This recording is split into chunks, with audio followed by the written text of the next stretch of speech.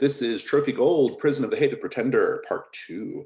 I want to start by doing a quick recap of what happened last time, and then just a little bit of housekeeping for the character sheet, and then we'll continue. If I miss something in the recap, just let me know afterwards. I think I've got a pretty good handle on it, but it's good to be reminded of things I might have missed. Your characters were on their way to a village called Broken Huts, a hamlet of scabrous yokels, as the thing says. And the purpose was to discover more about, and including the location of, a tower that features in like the ancient history of the world. And to summarize, you did that, discovered where the tower is, and learned a little bit about that this was like a sort of, it's a prison of some sort of like ancient heretic with this religious cult, or this cult, or it was they viewed him as a heretic, and so they put him in this prison. You gained an ally in that process, an older woman named Irma, I believe we called her. And she is a firecracker and accompanied you, showed you the way. You got to the tower, and one of the characters, I believe it was Jem's character Orlin, did a ritual on a tree outside of the tower that caused the tree to grow up taller so that it could be used to climb to the top of the tower. And indeed, that's what you did. You started at the top, the battlements up top, and you're basically working your way down. On the top of the battlements, you encountered the hated pretender, presumably, a person who's been driven mad and is almost like a ghoul, wearing a crown. He is deeply jealous and protective of a pumpkin that he has growing on the roof. There also was an armillary, which we'll talk about in a minute, as well as a little sort of grotto area up there that has some frescoes showing part of the story of what happened there, although I'm not sure how close we got to figuring all that out. The armillary was operated, and it caused Horagest to have a vision of a sort of like Titanic war god or something. And this person like said that, essentially kind of said something cryptic about like wars need to be funded, and you are an unlimited supply of money or something weird like that, and then disappeared. And then also, while you were on the battlements, you encountered a sort of like translucent ghost-like heron, which you fought and destroyed. A little note about that: the only person who was able to physically harm the heron was Revel. And that's presumably because there's something about Revel's sword that made the creature vulnerable to it. The creature fights by like essentially trying to sear you with intense heat rays, but it was destroyed. And you made your way down to the second level, or the upper level, really, the upper level of the tower, which is the level right below the battlements. And there, we kind of ended with essentially this sort of like strange winged baby head crawling into the light, into your light, and it was getting ready to attack you. It seems to attack in the same way that the heron did up on the battlements. I think I basically got everything. Oh, Pirate Jenny, or Black Jenny, not Pirate Jenny. Black Jenny was Pirate Jenny is a really good song by many artists, but Nina Simone's version is my favorite. Black Jenny is a character who, according to the people of Broken Huts, tried to raid the tower previously. And there was some evidence of that because the front gate was smashed open. But apparently they were underground, maybe dead. It's a little unclear, but the magic unearthed them, and they sort of tried to scale the tower, but they were dispatched, and then what was left of them just left the area. And currently Irma is out there with Gregory / Cedric, I think. So she's calling him Cedric the donkey. And yeah, that's kind of where we're at. It seems like a lot, but ultimately you're just kind of going down the tower, right? Does anybody have any additions to what I just said?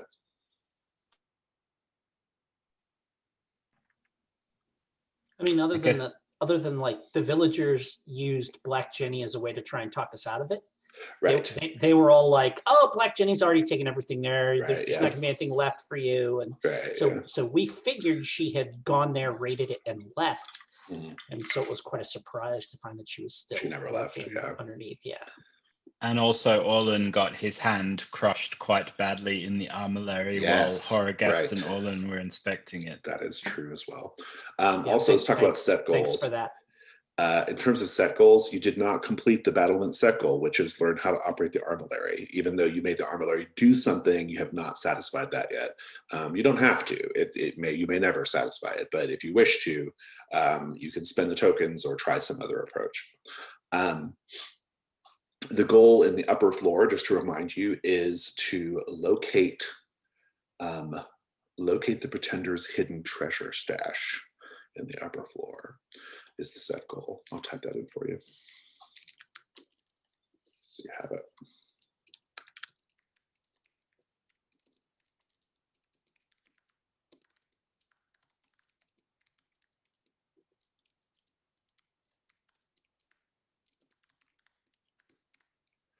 And that's a pretty good segue into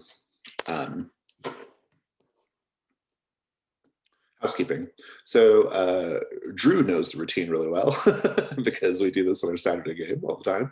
But I basically want you to scroll down to that part of the sheet that starts with gold and then has hunt tokens, ruin, conditions, and burdens underneath it. Basically, I want to know all that stuff from each character. This is also for the viewers of the video too. I know I could just read it, but this is for everyone's benefit. Starting with Revel. Revel has gotten off fairly easy so far. He has 0 gold, 3 hunt tokens, 3 ruin, but 6 burdens. And 6 burdens is rough. Do you have any treasures worth gold at this point? No, but I think I'll be turning in some hunt tokens. Yeah, I probably should. Because again, for anybody who's not familiar with Trophy Gold, watching the video, if Revel does not meet the burdens of 6 by the time this is over, his character is retired from play. Let's go to Orlin. I have got no gold accumulated yet. I have 4 hunt tokens that I'm sitting on. 3 ruin, up 1 from my starting 2. And the condition smashed hand, which should be fun to work with here as we go along. 4 burdens is where I'm at right now. Thank you. And let's go to, do you have any backup treasures though that might be cashable in if needed to? Yes, I have a pretty good pumpkin. Indeed. It's beauty's in the eye of the beholder. Value is subjective. I mean, our prisoner sure liked it. So indeed. Let's go over to Horrorghast. Okay, so Horrorghast currently, has no gold, 2 hunt tokens, ruin of 4 from a starting ruin of 3. And my condition is Garalem's Curse, which is I cannot remove because it's my kind of drive. And I have 6 burdens as well. So I too am going to get on to cashing in some tokens real quick. Indeed. Fantastic. Let's just begin.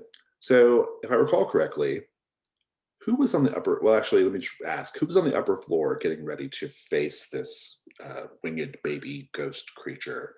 Was that everyone on the upper floor? It can be if it wasn't. I'm just trying to remember. Yeah, I thought we had all, I kind of went out in front and was sort of feeling around in the dark with my shovel there. And that's when we ran into it. I think there was like a little bit of like ambient moonlight, right? That the creature coming in through the window. Yeah. And so, yeah, we just ended with, we had to end abruptly because of Jim's stuff last week, but basically we ended with the creature, which I'll remind you, looks like a little baby head with two arms coming out of like the cheeks and then wings. And it opens its head wide and eyes wide, and there's just like an intense blast of heat like flying out, thereby signaling the combat. I'll remind you, these creatures have endurance 3. They're not hard to kill, but you do have to have special items apparently to do it. So who's doing the combat?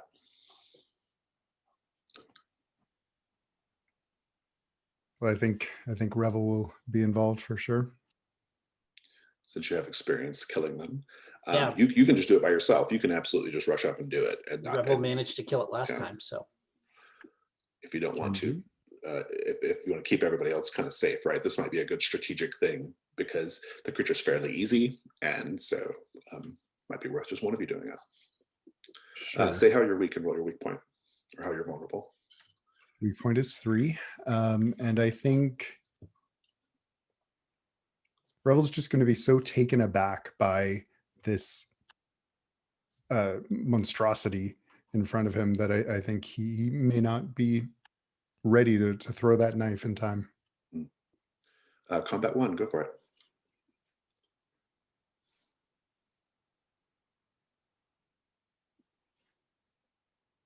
Not enough. 1. And you said you were throwing the knife. Go ahead and describe how the combat is not over. What's going on? So just kind of on instinct, he turns, he sees the thing, and he just chucks the knife, and it clinks harmlessly off of the wall next to the head. Indeed. What next? You're going to keep this going? Is this his silver knife that he threw? It was. So then I will join in the combat, and since I was kind of there, like I was the one that found it, and probably just kind of stepped back so that he could throw his knife, I'm just gonna rush in, grab it, and just. I think the rushing in and grabbing it probably accounts for your vulnerability. If you want to. Sure. Yeah. That's entirely reasonable to me. Oh, and I need, shoot, I shut down. You know what? I'm just going to roll dice in front of me if that's okay. Sure. Scored down. I forgot to use the bot. I got a 4 for my weak point. All right. So we are at combat 2, actually 3, combat 3, because we have a new entrant. So why don't you go ahead and roll that again, Revel?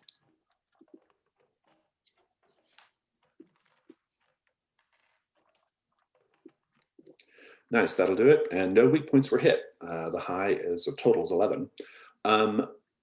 Fabulous. Go ahead and why don't you just finish it off, Orlin? Yeah, I think it's like it opens that maw to spew fire again, and I just like jam that dagger in, right through the eye socket.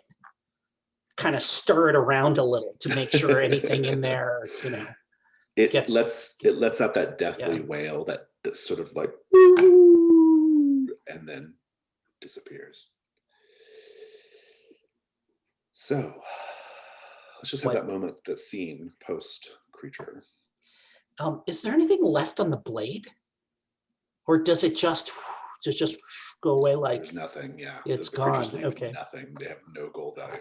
I kind of do the whatever, reverse the blade to hold the hilt out.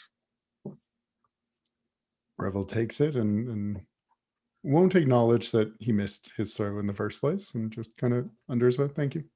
I nod. How many of is that a different one or the same one that keeps appearing? I didn't stop to ask. Not the same as the bird, though, that's for sure. Yeah. I think at that point, Horrorguest just kind of jumps down from the hole above and says, "Too many ghosts! Get out of the way! I can smell treasure in here. There's something behind the walls. I can smell it." Step back, kind of make a after you gesture. Follow your nose. Let's talk about this space a little bit. So if you look at the map, you'll see kind of the stairs where you come up from or down from at this point. And you'll notice that basically there's the window, which there are two windows where the closest one is where the one creature was at. And then we also have in this space,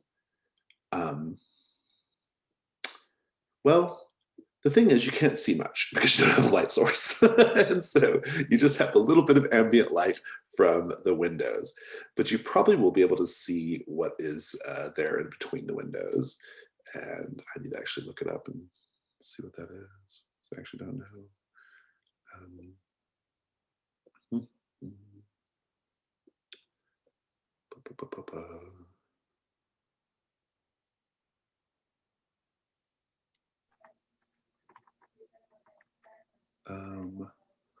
Well, that's unclear from the text of the dungeon. I don't know what that is where it says C on there. Does anybody know dungeon notation? I do not. Not well enough to know what that is just by looking at it. Is that our door that leads down? Is it like a trap door or something like that? No. The stairway goes to all the levels. Oh, yep. It does go down. I see there. Yeah, Okay, the stairway goes to all the levels. Mhm. In any case, you don't have a very good view of anything because you don't have a light source.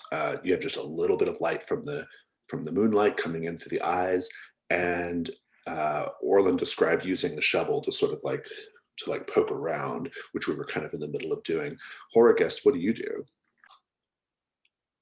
So Horrorguest has a geode in one hand and scoops up a handful of his dimming marbles that are sort of wrapped, with the other hand. And he's like, treasure in the earth. I can feel it. Indeed. Turns out that in there between the eye windows are what appears to be a collection of large, heavy urns. They're sort of glazed with a sort of like black, and they have stamped patterns all over them. You'd have to get a little closer to see exactly what's in the vases, but you can kind of tell that's what's there from just a little bit of ambient moonlight. If you want to go ahead and do a hunt roll, though, by all means, go for it, I guess. Okay, so is that what? I think we've established with the smelling that it's more just that he imagines being able to smell, so it doesn't actually count as an extra dice. I think from. So I'll just do it. I'll just go all in and do a 1 dice one. Oh, I encountered something terrible. You did. I will tell you, since you're sniffing around in the dark, you also hear across the way in the dark a sort of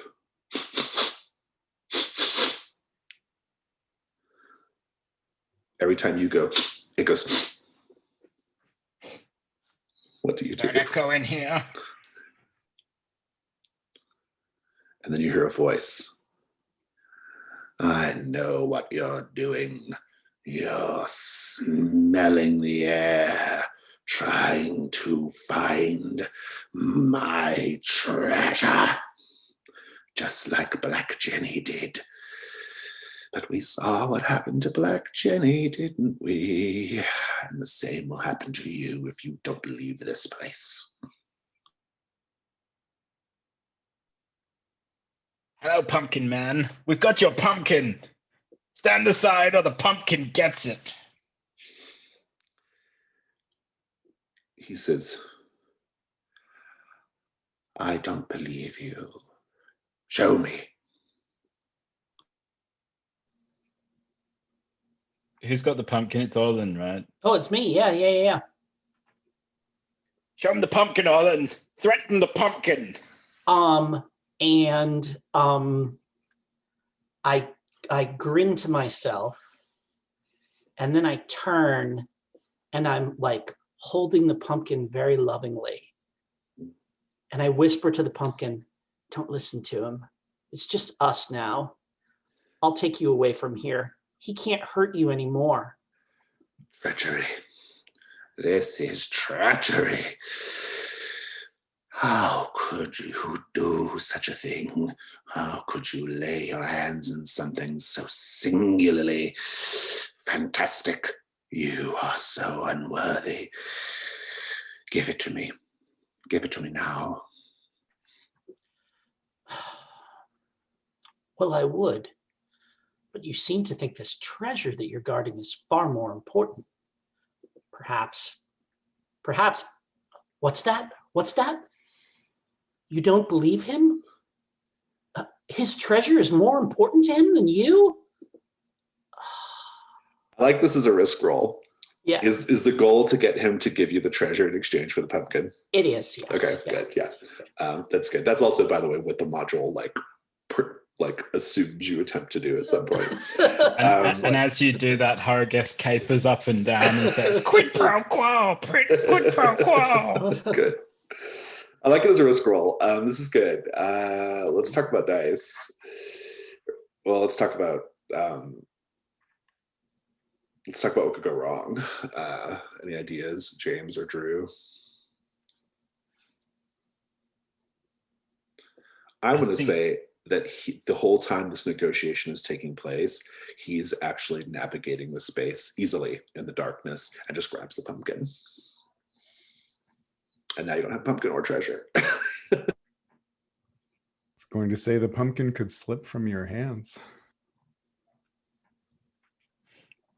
I like the idea the pumpkin slips from the hands and rolls down the spiral staircase to the floor below, perhaps. Indeed. Dice. I like I'll give you the first light die for the pumpkin. Like the pumpkin is the basis for the first light die. I'm into that. The second light die, Devil's Bargain. Any bargains?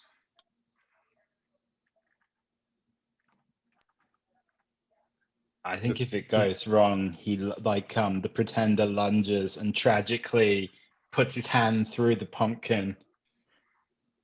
Well, it has to be the case if it goes right too. So maybe no matter what, the pumpkin is destroyed. Might be a good way of putting it. I'm going to say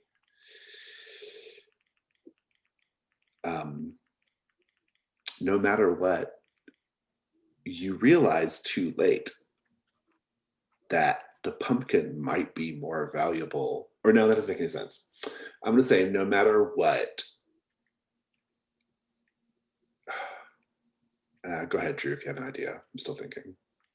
I was just thinking that the pumpkin may not be more valuable, but it's certainly more than what it first appears to be. That's pretty good. Yeah, that's basically what mine was. Like, no matter what, the pumpkin's more than it appears to be. Yeah. I like that one too. Oh yeah, no matter what, the pumpkin is more than it appears to be. It's not. That's nearly 2 light dice. I think 2 light dice is good for now. I don't think dark dice necessarily automatic on this. So this is /risk2 is what I'm doing, or /risk2. /risk2. Sorry. Yes. That's Nice. a 6. It's a white 6, yo. Full success. Yeah. Give me the moment right up until the transfer is made. Actually, let's just role play it. Can we role play it? Yeah, sure. You're gonna win, but I just want to RP it. He says, "Well, you certainly know how to get someone's attention. I'll tell you that in my heyday, I sat upon a throne, and many people sought audience with me to engage in such negotiations. I am no fool in these matters." Oh, I am certain that you are getting the better of this. We have already experienced your wrath, and what's that? What?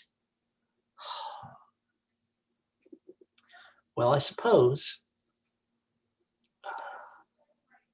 What does it say to you? Now is your chance to prove your devotion, and I hold it out in both hands. Very well. And you hear him you hear him like skittering around in the dark. You don't see what he's doing, but he's definitely moving more towards the sort of north of the space, and he's rifling around. You can hear him tossing things, throwing things, moving things. And he steps just into the little nimbus of moonlight, and his withered hands hold out what appears to be, let me grab it here, what appears to be a handful of silver, a cracked gem, like an opal of some sort, and a bunch of oily rags. And he says, "Careful, careful." And he sort of like hands you the stuff. He puts it down on the ground and then holds his hands out for the pumpkin. And I'm just holding it out. And he can just take it right from my hand. He takes it and he recedes into the darkness. And here's where I wish we were playing at night so I could recede into the darkness. And he recedes into the darkness, and you hear him say, "That was a close call. I thought I almost lost you." And then you hear another voice in the darkness whisper, "Do not worry, my love. We will always be together."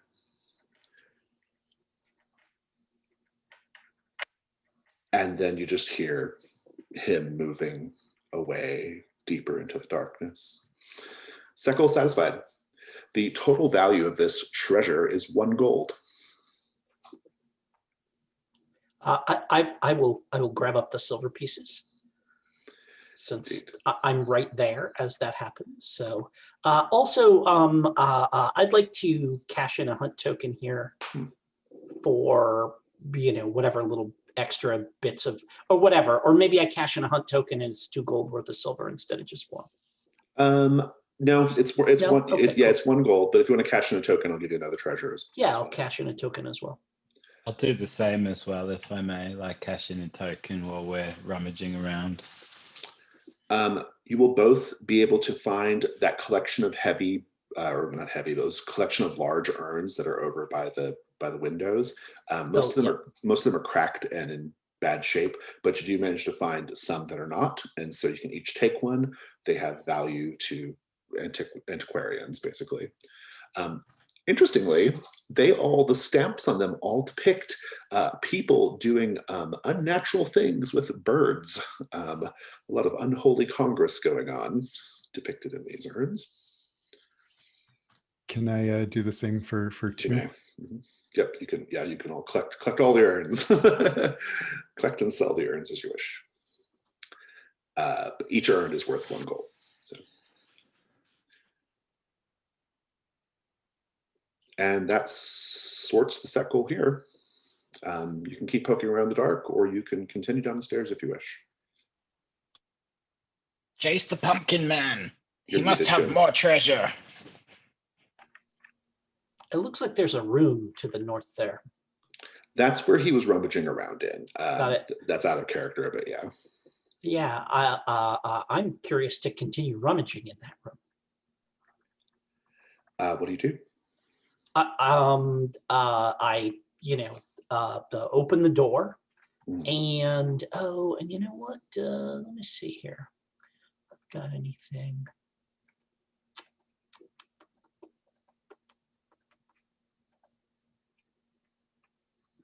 I don't really have anything that's going to help me with that, but open the door and as best I can with what little light there is,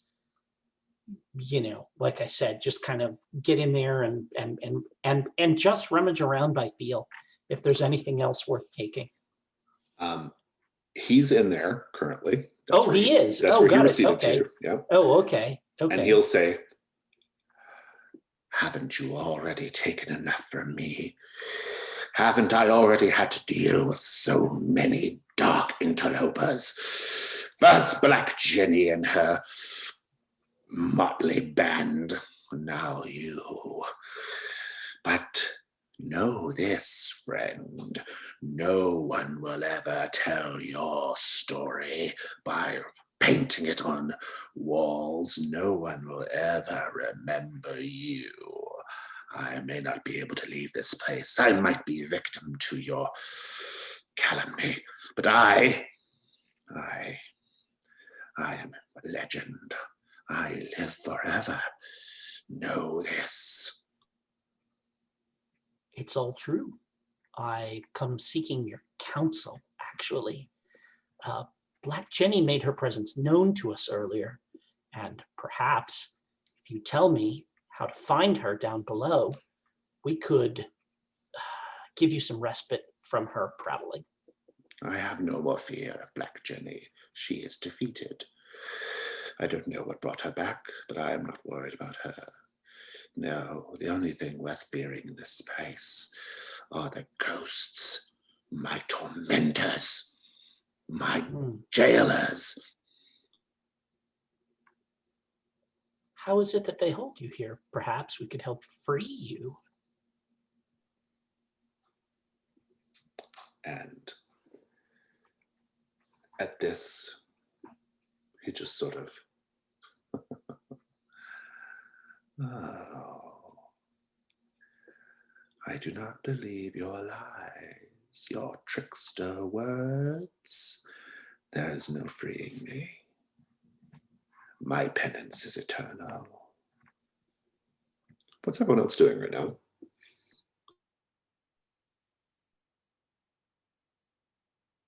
I think after examining the urn by the moonlight and just kind of, Revel will come and stand close to the doorway to listen in on what is going on in there.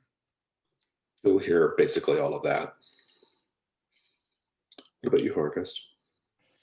I think Horrorguest is going to sort of look out of the eye windows and see if he can see anything in the tree and around the base of the tower while they're having that conversation.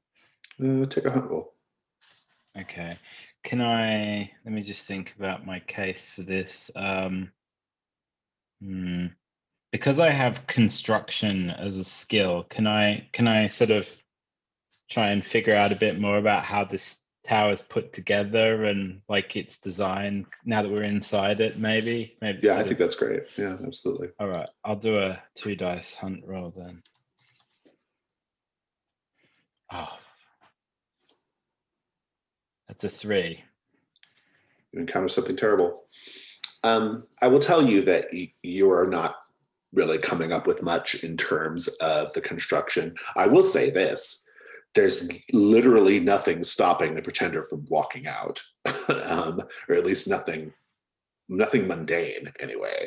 If he actually truly is held here, it's through magic, or his own insanity, or it's nothing physical that's keeping him there.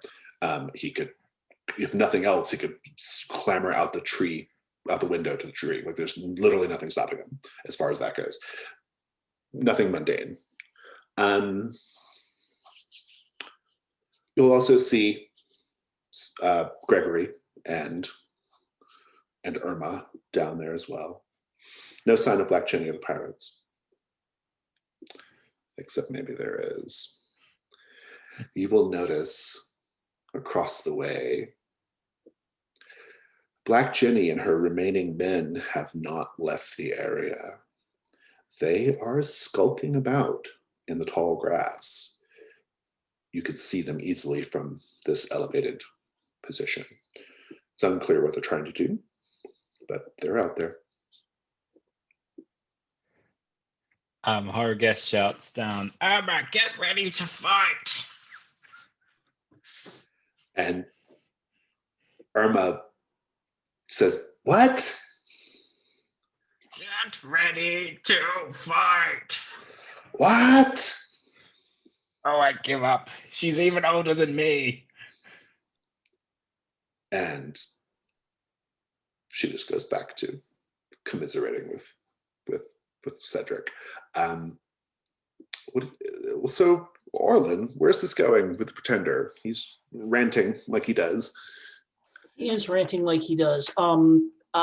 This is going towards like basically trying to convince him that he doesn't have to stay here. And like I think my next gambit with that was, surely your beloved deserves a better fate than to be locked away in this tower as well. Shouldn't they be able to see the world that you trod upon all those centuries ago? He says, "Let me explain something to you, friend. Perhaps this will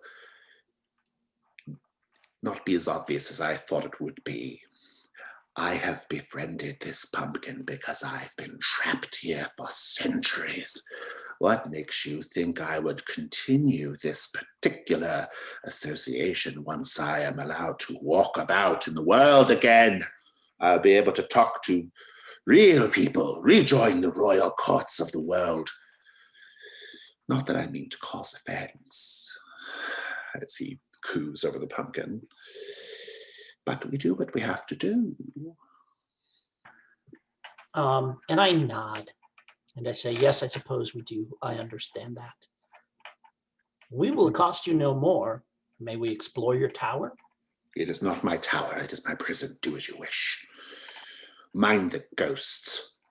And I do a little, like curtsy and withdraw from his room. Revel will kind of peek his head around and say, I have extensive experience with both the royalty of this world and real people. Perhaps we could help each other. This is to the pretender. Yes. He says, "Well, if you can devise some way of getting me out of here, then I'm all ears. But the truth of the matter is I don't know how it's done, if it can be done." I think at that point, Horrorguest sticks his head in and says, "Does it have anything to do with the sphere? That beautiful sphere up on the roof? Tell me more about the device." "It is my weapon. The weapon that I used to stride across the earth, to subjugate whole races of people, to make them bend to my will. They left it here with me to mock me." Is it broken? If so, where is the piece that I need to make it work? It's such a beautiful machine. "I know nothing else about the matter. It does not work as it once did." Just like you, old man. Ha ha ha. And I think he's tapped out. Sigh. Well, he has given us leave to explore his home and promised not to accost us any further. So let's plumb the depths of this place and scour it clean. I love depths. The deeper, the better. You can have the depths. I'll take the treasure. Going down? Going down. Let's grab another bit of map.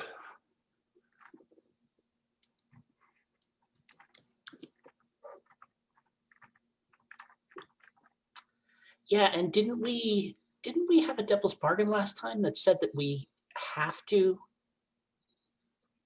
like get out the hard way and that we can't use the tree? Isn't that something that happened last game? I seem to remember that being either a consequence or devil's bargain, or maybe it didn't come to it was maybe an it was something offer. but didn't come to I don't pass. think it Okay, came to all right, pass, okay. yeah. So we've got the tree if we need it.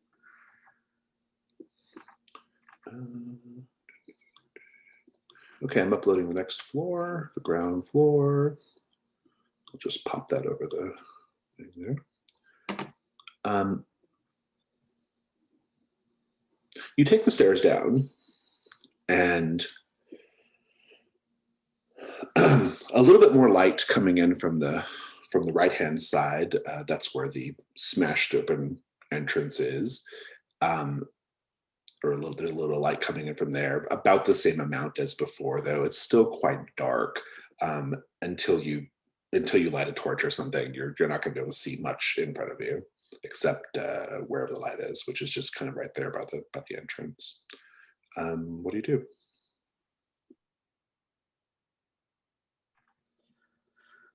I'm just going to make sure, just almost superstitiously, I'm going to kind of walk from the stairs over to the front door, stare at the threshold, walk my foot over it just to make sure we can get out okay, and then walk back in. Just kind of testing the boundaries.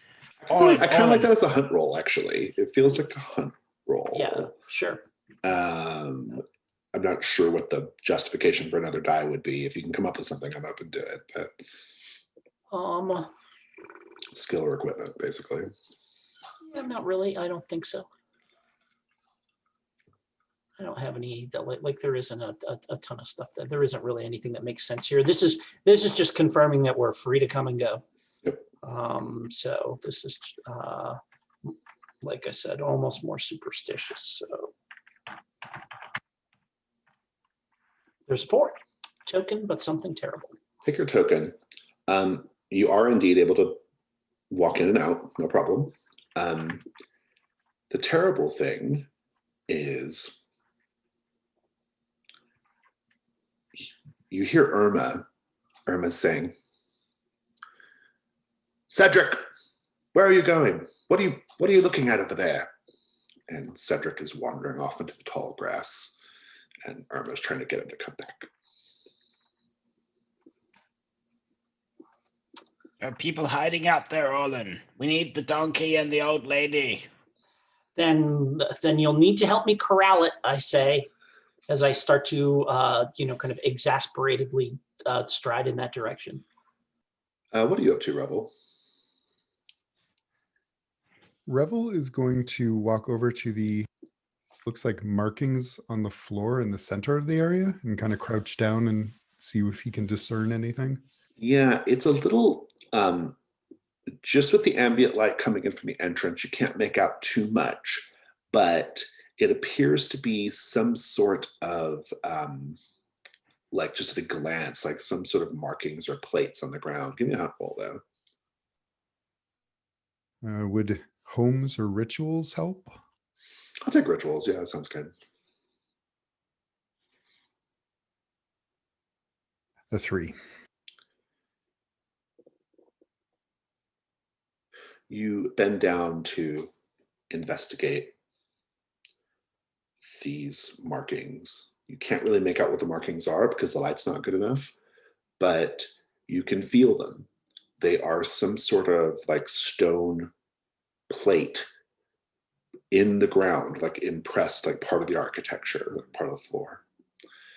And they have they make like a slight keening noise or like a buzz, like a slight, ooh. It's very, very faint though, much fainter than what I just did. And across the way, sort of on the opposite side of where the entrance is, you will see something moving close to the moonlight, kind of staying within the perimeter of the moonlight here. And I saw your question, is there a sequel? Yes, there is. The sequel, and now it's just as good a time as any to reveal it. Once I pull it up, find it. Discover the purpose of the jade sigils. Type that for you.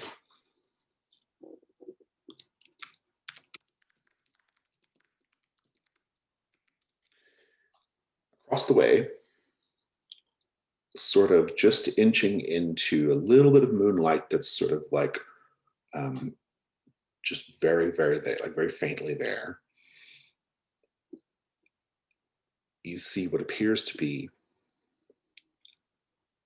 a great confluence of wings, like wings on wings on wings, just all mushed together, swirling together.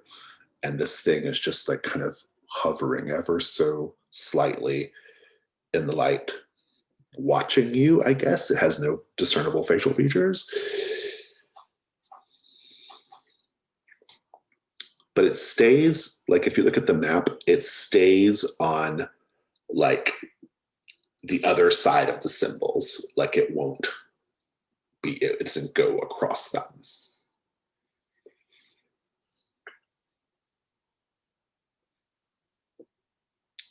Meanwhile, so you're going to go collect the donkey? Is that the plan, Orlin and Horagest? I am going to collect the donkey, yeah. And Irma sees you come out and she says, "Oh, so are we all done then? Did you get all your plundering done?" And I say, "No, but you're letting Cedric get away." She's like, he's not going anywhere. Something's just got his attention over here in the grass, probably a raccoon. And she makes her way over. What are you doing, Horagest? Shouting, "It's not a raccoon! Get in here now!" And I like where this is going. Black Jenny and 4 of her men emerge from the tall grass. And she says, she sort of like stands up. The donkey hasn't gotten to her yet, but she says, "Whatever you manage to take from that tower belongs to me. Give it up now, and we'll leave you be."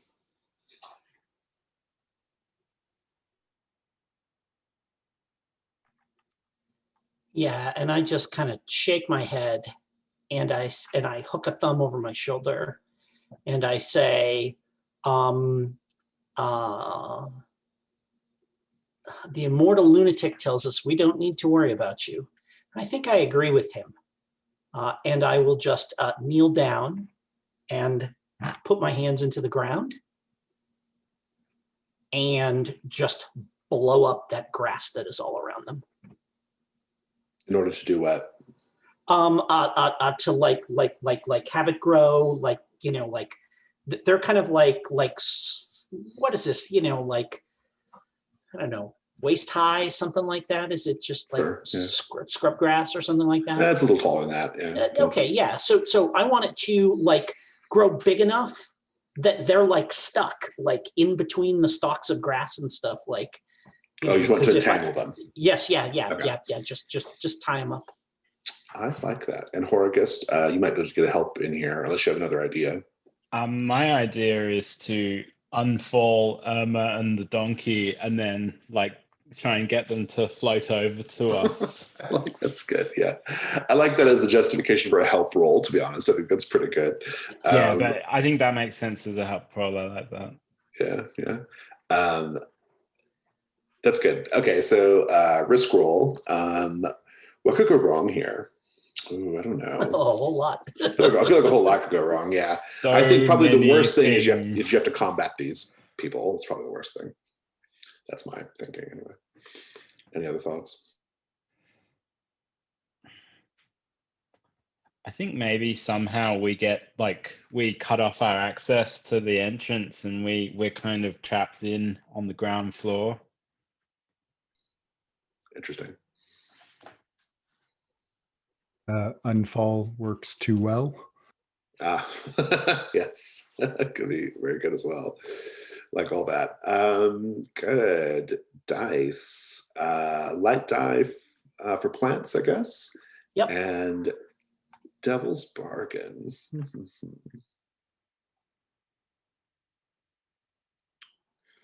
I'm gonna go with something just totally crazy. No matter what, Gregory starts to eat them.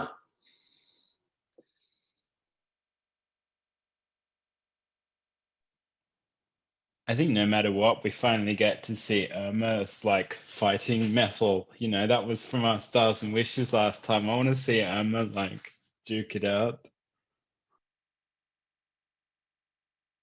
Yeah, I think I like that one. I can't do better. So I can modify it slightly. Is that how that works? Or What's your idea? Per the rules, no. You just accept them or reject them. got it. Okay. So then I will accept. We get to see the like Irma charges in to fight them regardless of what the outcome is. 2 light dice and a dark die for the ritual. So /risk 2 1. Yeah. And then if you need help, we'll get the help die from Horror Ghost. That is a 6. Yeah. I do want you both to narrate it though. And because my light and dark tide, it counts as a dark 6, and my rune's going to go up, right? Yep, Okay. correct. Yeah. Okay. Your rune is going to go up. We'll talk about that in a minute. It could just be. No, we'll talk about it. Yeah, sure. Let's start the scene though. So Horgus, kick it off. I think Horrorghast kind of grabs both sides of, grabs the entranceway and sort of draws energy from the tower, from the sort of deep old power of this place, and starts to kind of daub runes on the threshold and starts to chant. And and then the sort of suddenly the air feels more buoyant than it was, and the donkey and Irma sort of start bobbing up a little bit off the ground as Orlin makes his move and casts his magic. And he starts coughing again, because every time he casts the magic, it starts to, take its toll. Indeed. Orlin, finish the scene. Yeah, and I have an idea for how the rune manifests, unless there was something specific that you wanted. I think that like channeling my earth magic, the plant growth magic through that ruined hand, like the bones are starting to grow in weird ways, and it like really hurts and everything, and it's gonna like my hand is not gonna look like, even if it after it heals, it's gonna look weird and distended and stuff like this, because maybe some of the growth magic took hold in it a little bit, like the dirt under my fingernails or something like that. Maybe it looks almost root-like, I suppose. Yes, yeah, perhaps, yeah, sure. That's I like that. Yeah.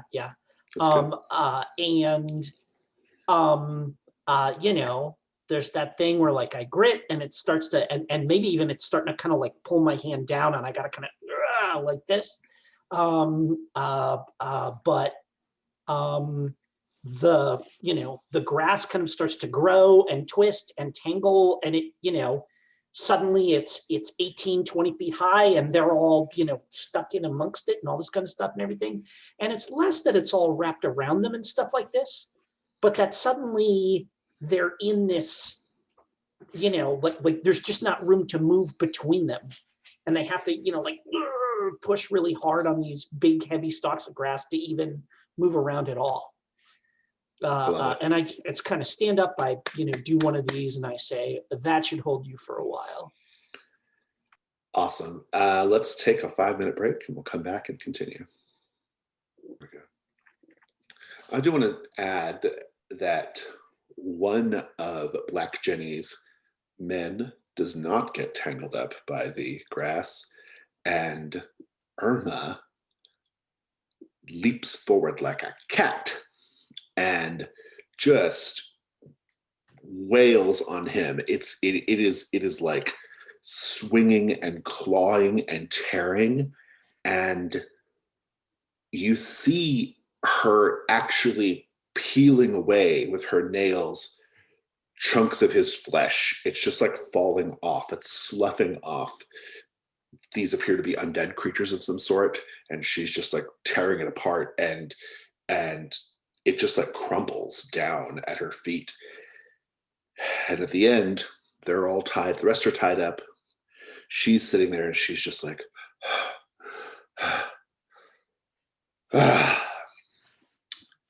kind of wish she'd put up more of a fight. I'm going to walk up and I pat her on the shoulder and I kneel down, and I'm going to spend a hunt token to just, take whatever bauble or little bit of treasure that corpse has on it and, tuck it away so that Jenny can see that I am taking from her and not the other way around. Has a jewel-handled dagger. And when you take it off his body, Black Jenny sees it and goes, "You scoundrel! I knew you had that!" Not anymore. See, I've done you a favor. I ferreted out a traitor in your ranks. I hope that later you'll remember this and think well of me. And I chuckle. She spits. But she can't make spit, so she just makes the motion of spitting. In the interim, Horrorguest is towing the still slightly floating donkey inside the door, saying, "Come on, Just you pulling them all down. Yeah, that's floating bastard." Indeed, indeed. I want to say at this point, you've probably seen enough of these sort of phantasm creatures, as well as these sort of, also because of Black Jenny, and now you kind of know more what they are. This is a great opportunity to name these creatures so that they go to the bestiary. Be thinking about their names. Just at some point before this is over, I'd like to know what we're going to call these things so that we can add them. But meanwhile, Revel, you see this strange confluence of wings sort of bopping about in the moonlight, but importantly, is not crossing the threshold of this center portion. So what this looks like for people who can't see the map is the center of the room. On the floor, there are these plates that are like built into the floor, and there's not enough light to read what they say, but they sort of dominate the center of the room, and all the chambers on this floor, their thresholds are right at the edge of this circle of plates, okay? And the winged being will not cross into where you're at, Revel. It goes right up to the edge of these plates, these on the floor, but it won't go any further. Even though it can, because there's plenty of moonlight. And is that at the 2 o'clock? That's at the very opposite side, like kind of Okay. like 11 o'clock.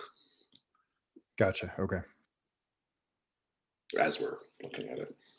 Right.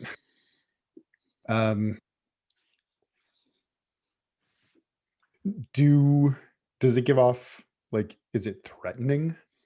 If the thing weren't there, would Revel feel threatened? I don't know if we're quite reaching hunt rolls yet, but it appears to be just observing you, however it does. Just like the others sort of observed you before they attacked. It's doing kind of a similar thing. Revel will experimentally step right into the circle of plates, watching it. Take a hunt roll. 2 for rituals, or just the 1? I'll take the rituals. It's fine. Yeah. Kind of all the same. That's a 6. Nice. Take your token. You can feel the slight vibration beneath your boots. Otherwise, nothing happens when you step into the middle of it. The creature doesn't get any closer. It doesn't back off either.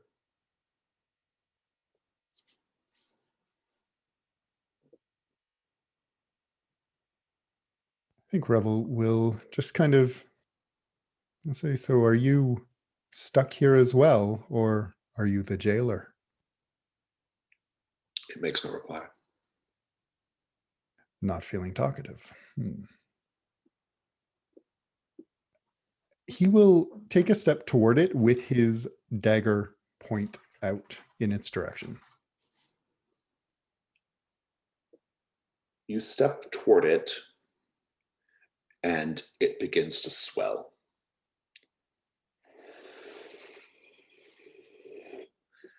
And as it swells, it's giving off a lot of heat. What do you do? We'll step back and kind of just hold the dagger up, not pointing at it, just okay. And I think at this point he'll kind of turn over his shoulder and go, "Horgast, we have a friend." Oh yes. I see. Lots of lovely runes. What is this thing? What is this beautiful thing set into the floor? I must examine it. And I pull out my geomantic scroll and say, I will decipher the runes. You know that I love a good rune. Are you using your geode to like light the space? Yeah, I'll put my geode down in the middle and I'll crack out my scroll. And I'll sit in the middle and I'll try and figure out what the circle is for.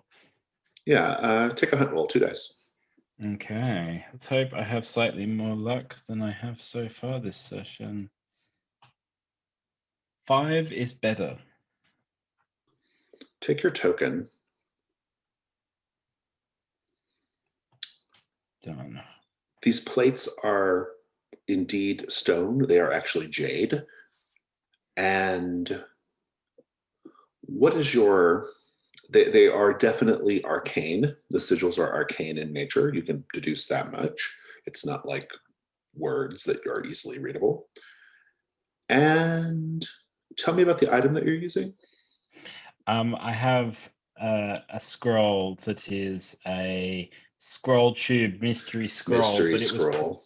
It was previously used for the purposes of deciphering the runes around the prison in the Barrow, in Pickbone Mound Barrow. Very good. So, I will say that you will be able to deduce that this is actually pretty similar. Like the runes that kept that demonic creature beneath Pickbone Mound there, this is really, really similar. It's a very similar magical construction. That circle was used to hold that creature in that circle. This has a slightly different function, but it's a similar kind of thing. It is a bar. It is a barrier, right? The terrible thing,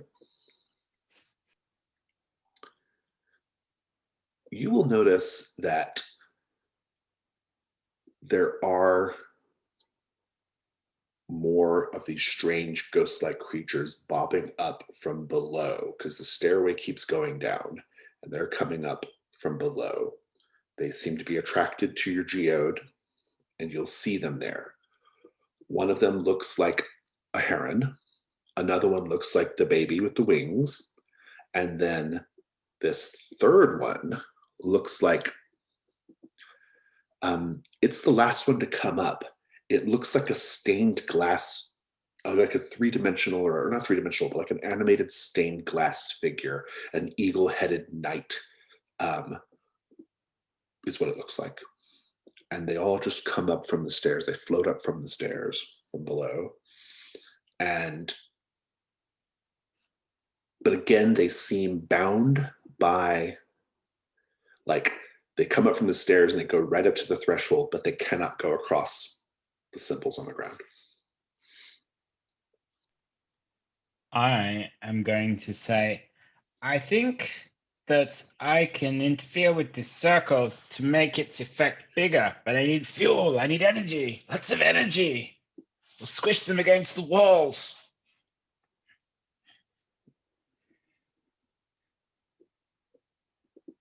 Like you get a dubious raised eyebrow from me.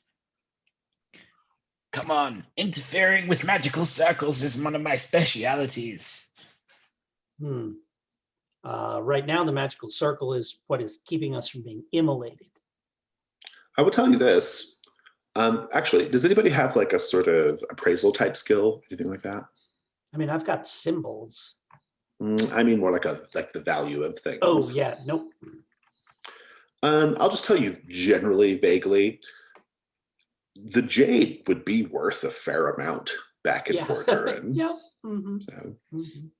Well, that's not lost on me. It's the question is,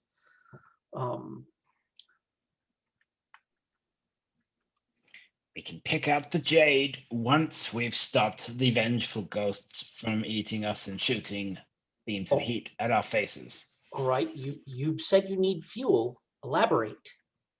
Well, arcane energy. You know, this thing's very old. It's holding for now, but you know, if we really want to see what's in this room, if we want to get further, we're gonna have to figure out a way of pushing them back. That needs energy, a sacrifice. of some kind. Don't look at me. I didn't mean you, Orlan. I'm never Meant- sure with you. Well, I mean, blood is excellent for geomancy, but that's not what I Sure was it is. talking about. What sort of sacrifice? I think. I mean, do we have any hint? Maybe is there any way I can investigate from the runes what is powering them currently and what I could feed them more of? I think that you'll be, from your last roll, I'll just tell you that what's powering them is just the fundamental nature of magic. I mean, the runes themselves evoke the magic and the symbols in their particular arrangement.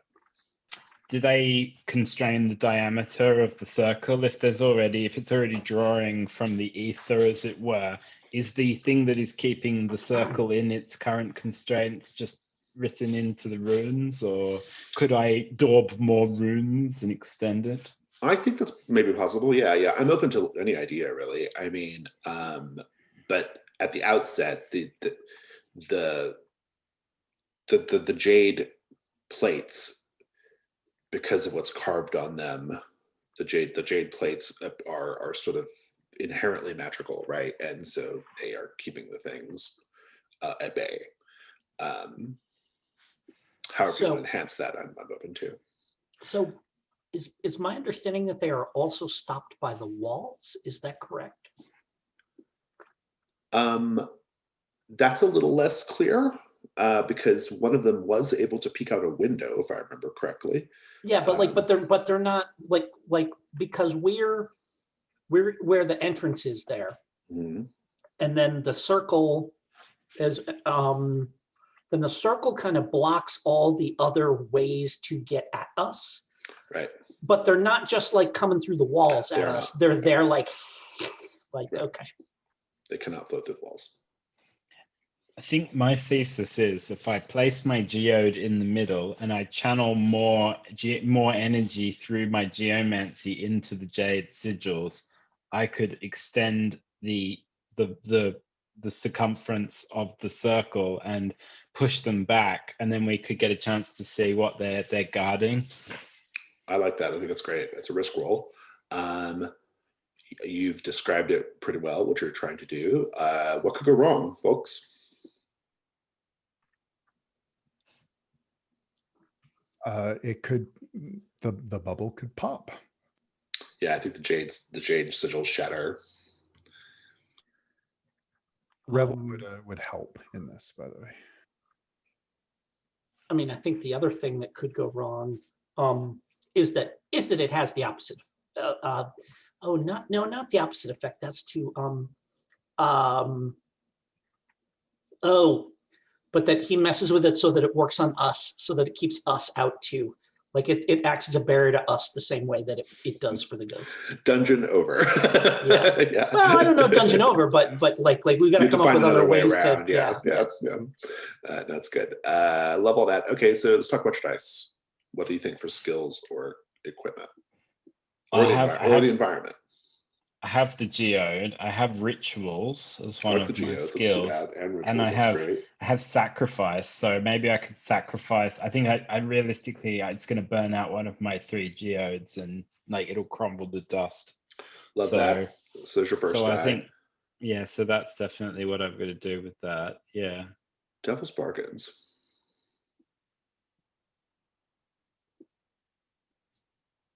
Oh, I mean.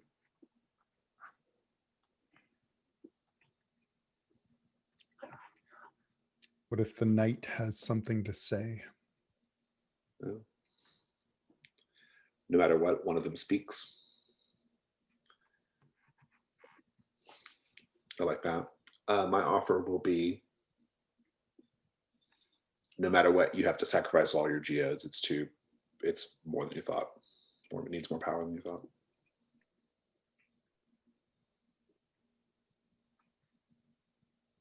That's cool. I like both of those. 2 offers.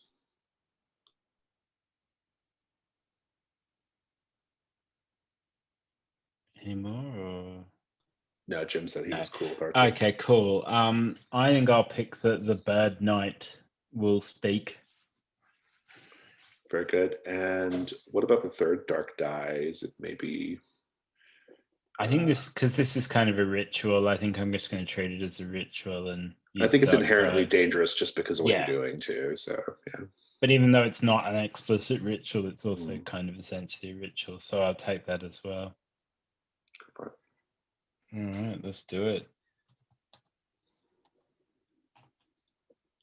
6 dark. Runes going up. Dark. Oh yeah.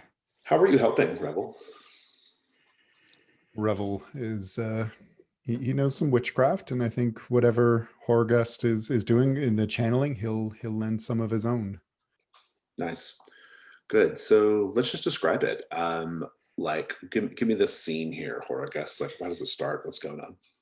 So Horgust sits cross-legged in the middle and puts both of his hands on the geode and starts chanting, and his eyes roll back and he starts sort of shaking, and the jade glyph sigils start to flare up this kind of really intense light, and then all the other runes slowly like liquid glow, and it spreads, and then other runes outside of the circle that weren't visible start to spread across the floor, sort of like outwards, and the creatures seem to flinch back, and they back up and up and up until they're essentially up against the wall, and they don't seem to be able to move forward, and they're like cowering and flinching as if they like even moving a step forward, an inch forward from the walls, what causes them pain, and the whole room is free.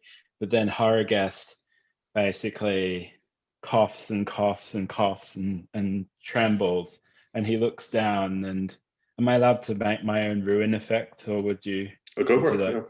Yeah. And I think what happens is he notices that 3 or 2 of his fingers on one of his hands, when he pulls it away, they've turned to jade, and they snap off and stay stuck to the geode. And he goes, I was wondering how long it would be for the curse to take my first digits. Nice. Good. Love that. You can take that as a condition too, I think. Jade finger stumps. Yeah. Love all that. That's great. The knight, the bird knight speaks, the stained glass creature. Also kind of ghostly. It just has the look of stained glass.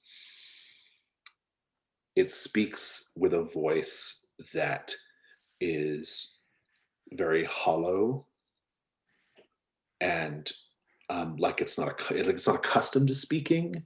It's trying to make its vocalizations be something you would understand. I'm not going to role play that, but I am going to I'll tell you what he says. He says,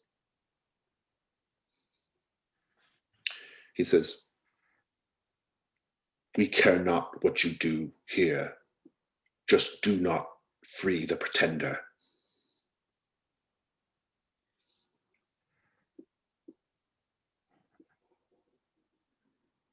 We should have led with that. He assured us that freeing him was quite impossible. We will need to know how not to do that if we are exploring this place. We would not want to accidentally let him loose upon the world. They explain that it's the jade plates in the ground, keeps all of them there, the jailers and the prisoner. So nodding along. That's set goal complete too, by the way. Oh, sweet, cool. And at some point, as this discussion is going on and people are looking back and forth and stuff like this, I'm going to spend another one of my hunt tokens.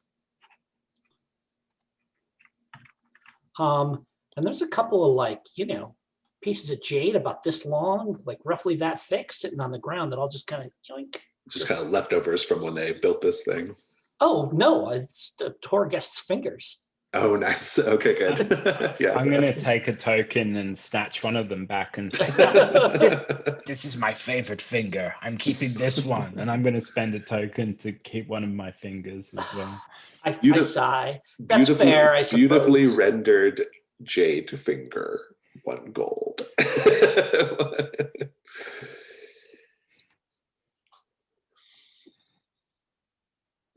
Very good. Very good. I just saw that in the chat too. I don't pay attention to the chat, y'all, so just say on the call whatever you want because I won't see it in time. Good. I think Revel will just outright ask and say, we don't intend on releasing your prisoner. However, we do have obligations to meet, and would you perchance be able to aid us in a hunt for gold, treasure, coin?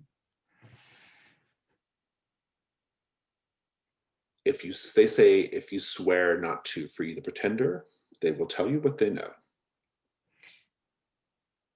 Easily enough done. I whispered to Revel, we'll get the treasure and then we'll break the sigils as we leave. They will tell you that in something of a bookend or an echo from the last dungeon you did, they will tell you that this tower was built atop a crypt.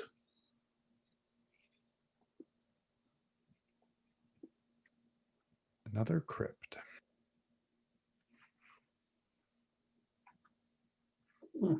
That's one thing Kaldor has no shortage of, to be sure. Dude. I'm going to strongly suggest if we go down the floor that we spend 3 tokens because I'm on Ruin 5 now. So. Yes, it is getting a little bit more precarious at this point. There is stuff to search up here though, if you wish.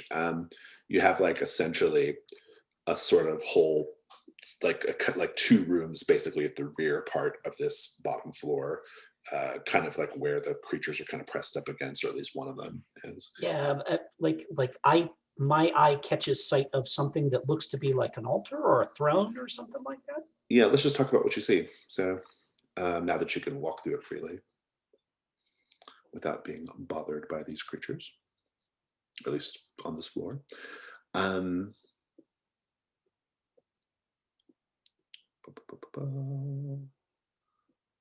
find it. So first of all, let's talk about the entryway, which we didn't really talk about that.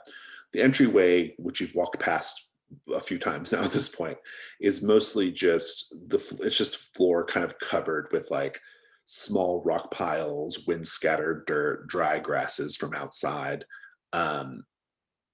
There's really nothing much to see there. But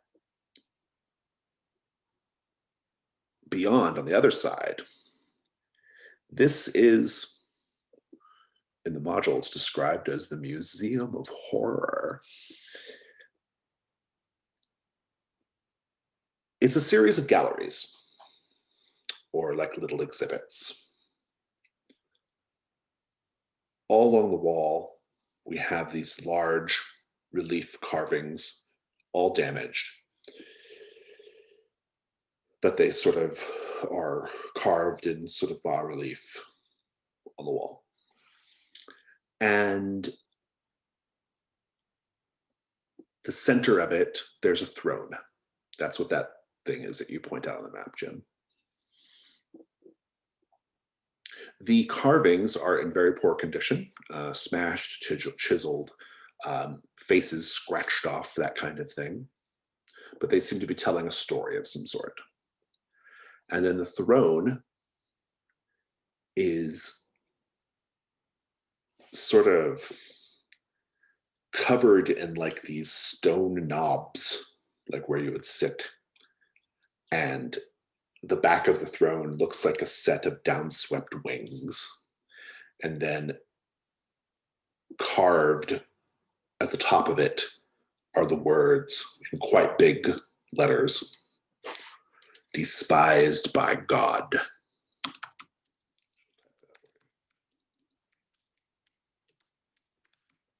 It looks just like that. Big letters, periods, all crammed together. Yeah, that's what you see. But basically, the chambers are just like these bas-reliefs telling the story. What do you do?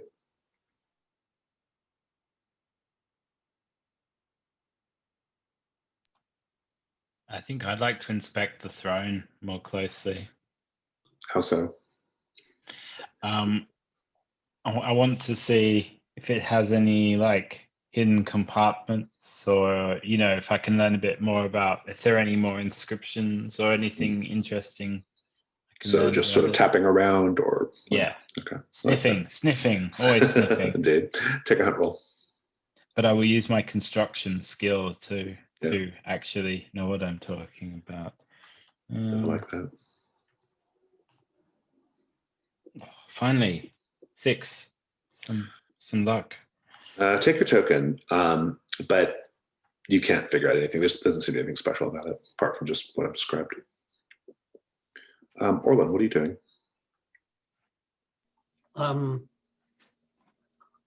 What have we got in that other room off to? Well, there isn't really anything in the other chamber off to the side there, is there? There is. It's just more bas-relief. It's basically like another little part of the story. So. Oh, you know what I'm curious about? I've read enough kind of like scriptures and holy writs and all this kind of stuff. I'm explicitly looking for like, is there like a revelations here? Like, is there a this is how the story ends bit to it? Right. Yeah. That's like in the future, thus, this will come to pass. We've read a lot about all the shit he did before. Yeah. But like presumably he's being kept here for some sort of end game at some point. And I'm really I've actually become I hate myself for having become invested in this story, but I have. So you're using your religion skills, sounds like. Go ahead and yes, roll yep. two. Roll 2. You bet.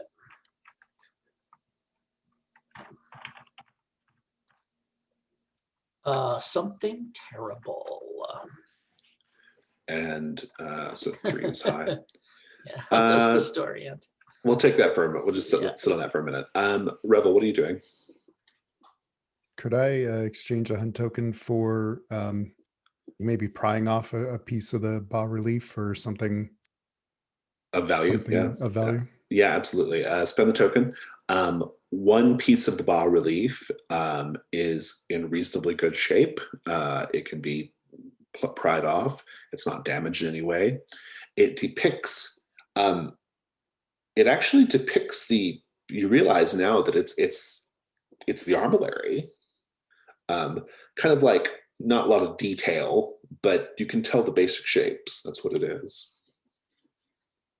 I think I'll point this out to Horgust and say, perhaps the instructions lie on these walls. Oh, my beautiful machine. Yes. And that piques my interest in searching the bas-reliefs for more information. Let me go back to Orlin. Orlin, the story that you're kind of deducing here is that basically it goes left to right, kind of like telling the tale. Cruel overlord uses large magical device, the armillary, to defeat and capture his enemies. Cruel overlord appears to delight in tormenting and torturing the captives during what appears to be a bloody, oppressive rule. And the final room depicts cruel overlord's defeat by divine intercession, a sort of strange bird god, and his slow execution. I will tell you that you don't learn anything that's apocalyptic in nature, nothing like that. Seems to be a pretty straightforward telling of what happened. Well, I'll kind of wander back into the other room, and I'll say, granted, this is a tale told by the captors, but it would appear that our friend upstairs is here for very good reason. I do owe you something terrible, though. And I will say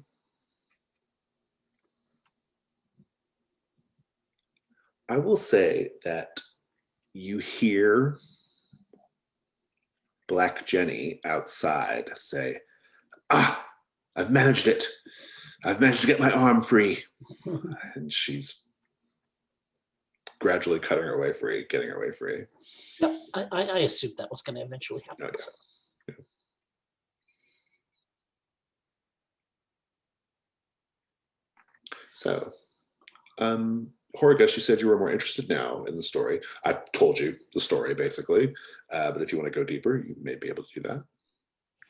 I'd quite like to examine the scene for evidence about how the pretender was able to tyrannize people using the armillary. How does it work? And what is that giant wolf-headed deity that made cryptic and disturbing remarks to me? Indeed. Hey, can I ask a mechanical question here? Sure. So because we have access to information that might potentially solve that set upstairs, could we spend could we spend 3 tokens here to solve it, even though we're not physically in it? You can so you can spend it whenever you want to solve that set goal, and I will in a manner of my choosing. You'll make it work. Cool. Okay. I guess I haven't been in a situation before where I wasn't physically in the set to have the opportunity to spend and to know that that's possible is neat. That's cool. Yeah. You could, yes, if you want to, you all can. All set goals are available. So if you want to do that, you absolutely can. But to answer your question, Horgus, do a hunt roll.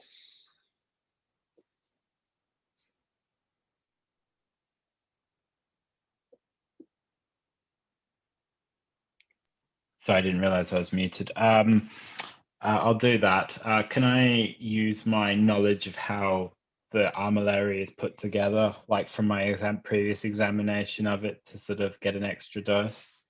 I'll take that. Yeah, that's fine. It has a sort of like equipment that's not present, but yeah, like it's kind of like you're using it in a sense. So yeah, I'm into that.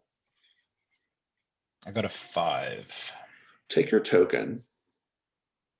The only thing you'll make out is that some bigger figures that Orlin thought were just like maybe just other people in the scene, you deduce that the bigger figures, because of what you've seen, are like gods of some sort. I don't think you see a wolf-headed god, but you see some other like large figure, and perhaps the armillary was able to help the pretender commune with them, much as you communed with a godlike figure.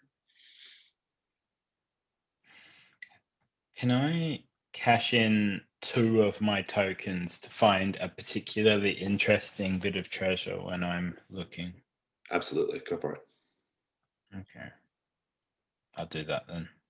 Following up with that, because that particular piece of the relief depicts a god, the people who constructed this used a finer material as a way of respecting said god, even though the god was kind of like their enemy.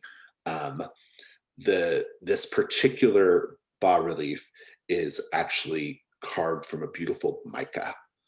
It's not stone. It's like a really beautiful, it's delicate, but it's like very, very beautiful. It can totally be sold for 2 gold. Great, okay.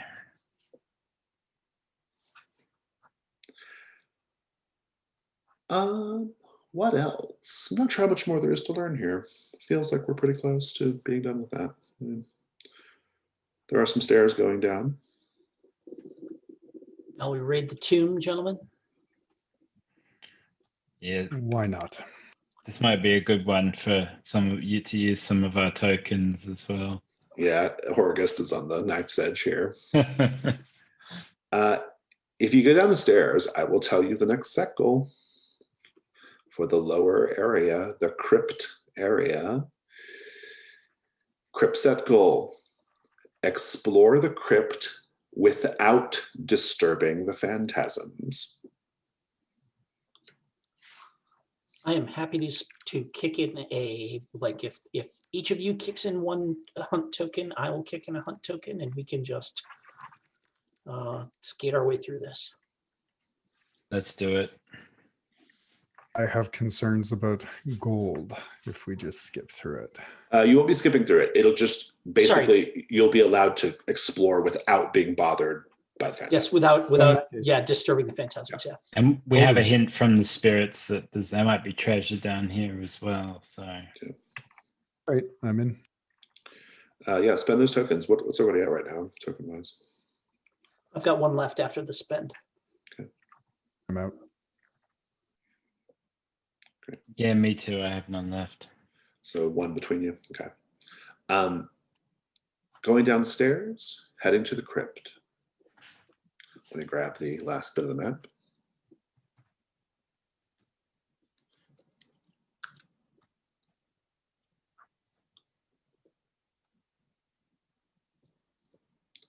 Now, let's insert that.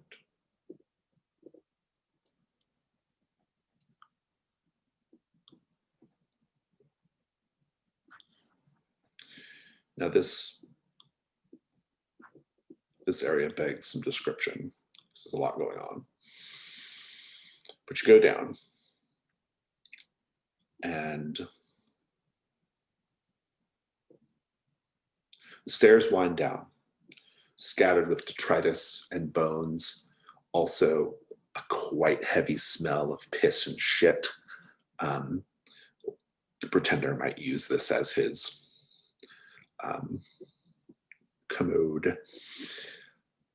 As you go down, an incredible amount of light is shining up from below.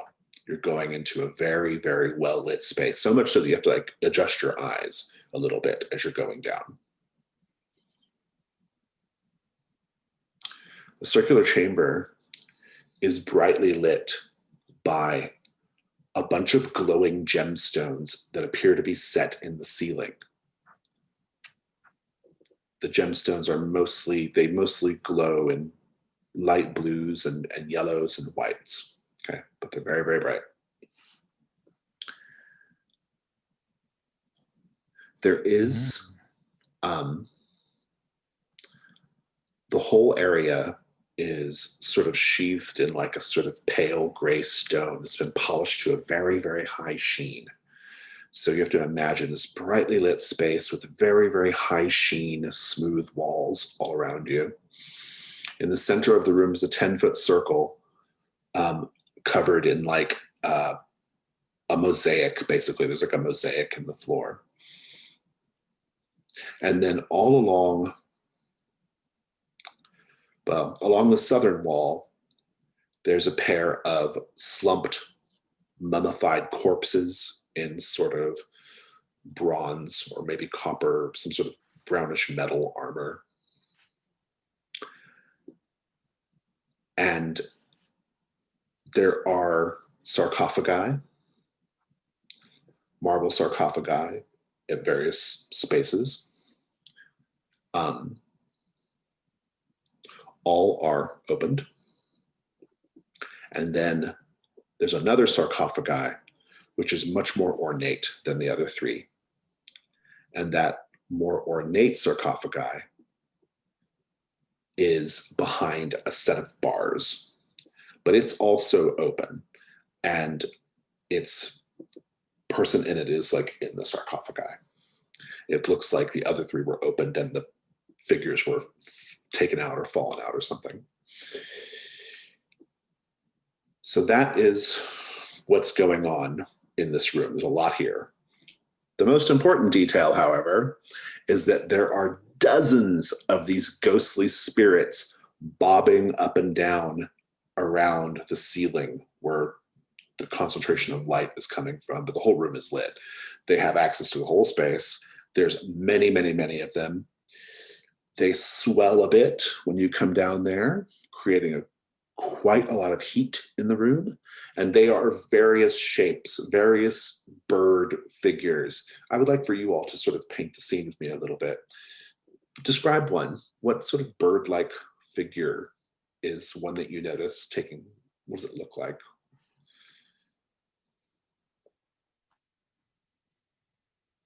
I think maybe there's like a flock of really small ones that are like robins, or something like a little small, but they're all just sitting on a sort of ledge, like looking down creepily. I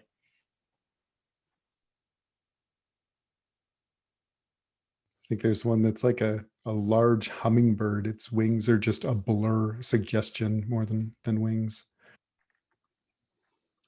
And I think there's actually a single massive, like 9-foot tall, flightless, like ostrich type of thing, Emu or just something, yeah. just stalking around the perimeter of the room, Nice. just looking at us, kind of like annoyed and angry that it can't get at us, but it's bound by whatever is keeping these things from accosting Well, we don't know what us. that is yet. I'm gonna actually have you okay, describe sorry. that for me. Sorry, okay. This is just the entrance into the room.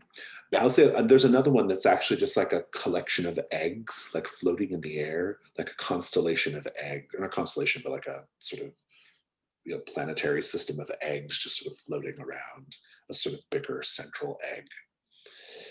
You spent the tokens. You are able to explore the space, and these things will not bother you.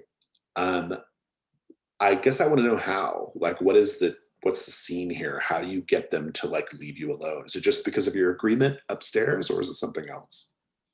Yeah, I feel like it's because we cut that deal upstairs. Or maybe the radius of the jade sigils upstairs has kind of pushed like down into here as well. Yeah, like and a it's cylinder. kind of, yeah. Oh, so it kind of keeps them sheathed almost, right? Like they can't move. Yeah, it's pretty interesting. It might be a combination of that and the deal, maybe both. Who knows? Any other thoughts, Drew, on how this is working? I think thus far, at least, we haven't done anything to disturb them. They're not worried yet. Yeah. In any case, you are able to search it at your will, at your leisure. Let's take a quick 3-minute break. We'll come back and do that. Okay, we're back. So just a quick refresher. The props, as it were, are gemstones in the ceiling that glow. We have 4 sarcophagi, all of them open, 3 of them emptied, 1 of them not emptied and behind some metal bars. A couple of armored corpses slumped against the southern wall, and the fabulous mosaic in the middle of the room. So I'm going to kick off with Revel. What do you do? Oh, and of course, phantasms at bay.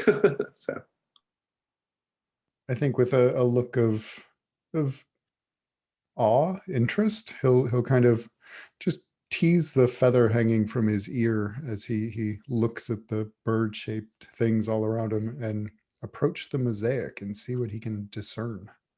Indeed. I like that as a hunt roll. Go for it. Don't suppose rituals or homes would help.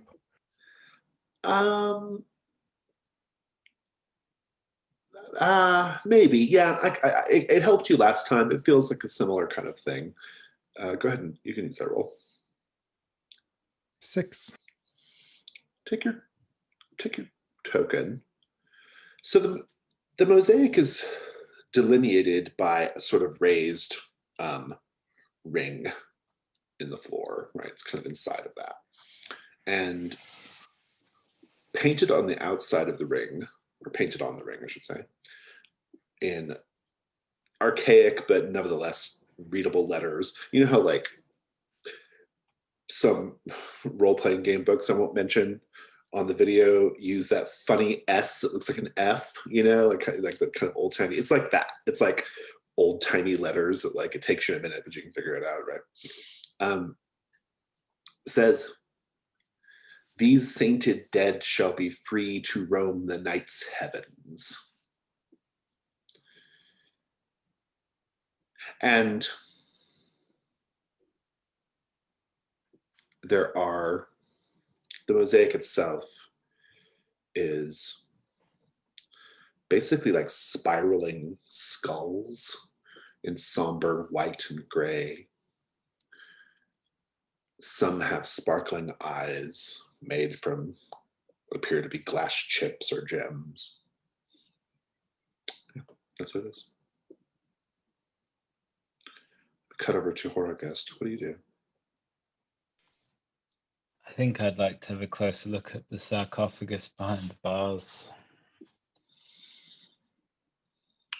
Just taking a look, or doing anything in particular? Maybe trying to investigate whether trying to remove one of the bars will trigger any kind of hostile reaction or anything. Yeah, I like that. So let's get a little more detailed. I mean, it'll be, I think it's just a 1 die hunt roll unless you've got, or maybe construction. You have like some kind of construction type. Yeah, I have construction. I'll take so- that for 2. Go for it. Okay, let me do that. 6. Good. Take your token. I'll tell you that you see if there's a fully, there's basically like a kind of armored knight there inside the sarcophagus behind the bars. The helmet of the knight, like it's all just armor, is a sort of bird of prey. The bars are of sound iron, as best you can tell. But I will tell you that since you're using your construction skill, you will notice there is a very, very fine wire running into the wall from the sarcophagus.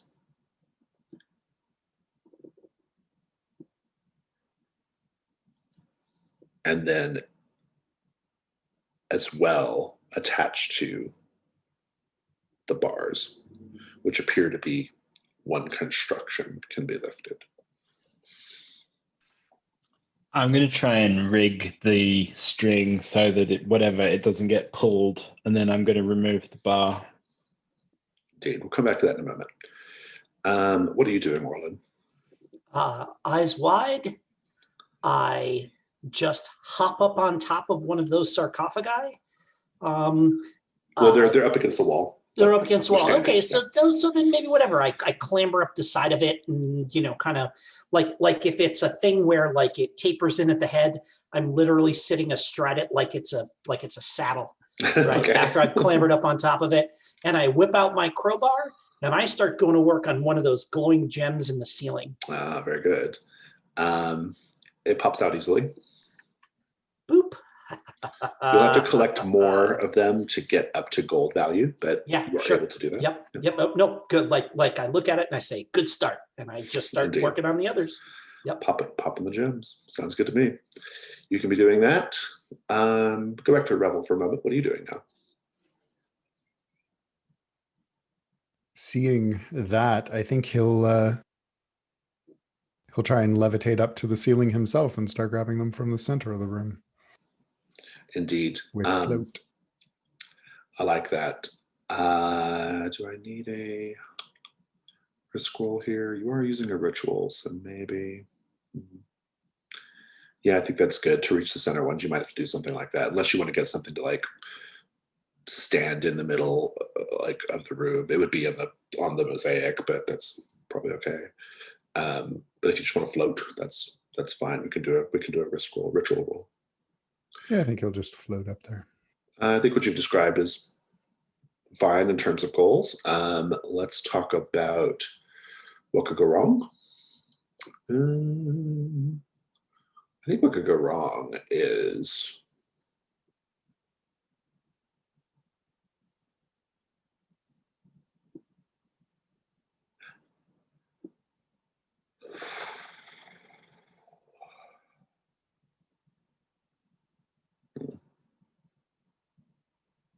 I'm still thinking if anybody has any thoughts.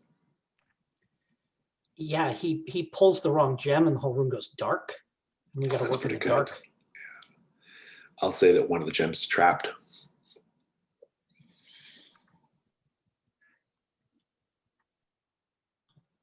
if that's any other contributions, James, any thoughts? Are you good? No, that sounds good to me as well. Talk about your dice. What do you think for skills? Rituals.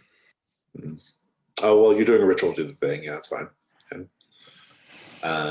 Devil's bargains.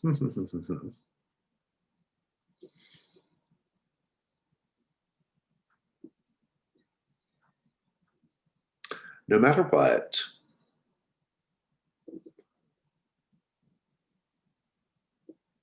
one of the gems is of particular fascination to one of the phantasms.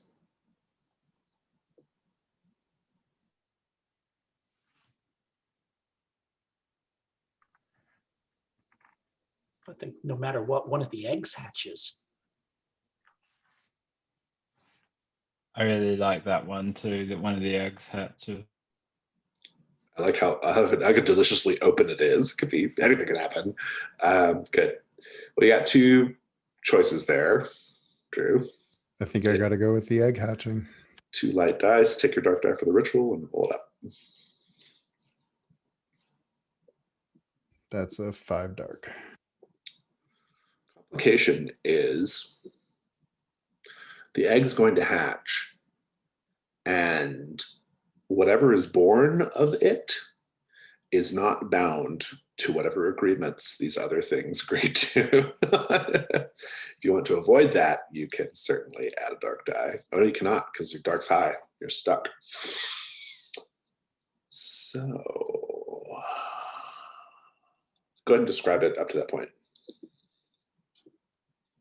Very gently, he sucks in a deep breath and floats off the floor using his dagger to pry out a couple of gems as he floats. And I think the ruin might come in just from seeing what comes out of the egg, maybe. Yeah, ruin is going up. I think the ruin might just simply come from whatever it is, like probably hits you or hurts you, right? The swirling, the egg in the middle of this like phantasm creature, like begins to crack, and the other eggs begin swirling much faster around it. You probably don't notice this yet, like you're too busy popping gems out of the ceiling. But eventually it does crack open, and this serpentine darkness is birthed out of the egg, and it just like consumes the glowing ghostly eggs around it. And then it just sort of, it essentially like flies through the air and strikes. And when it strikes you, you can feel you can basically feel like your life force being sapped. Your veins on your hands go black.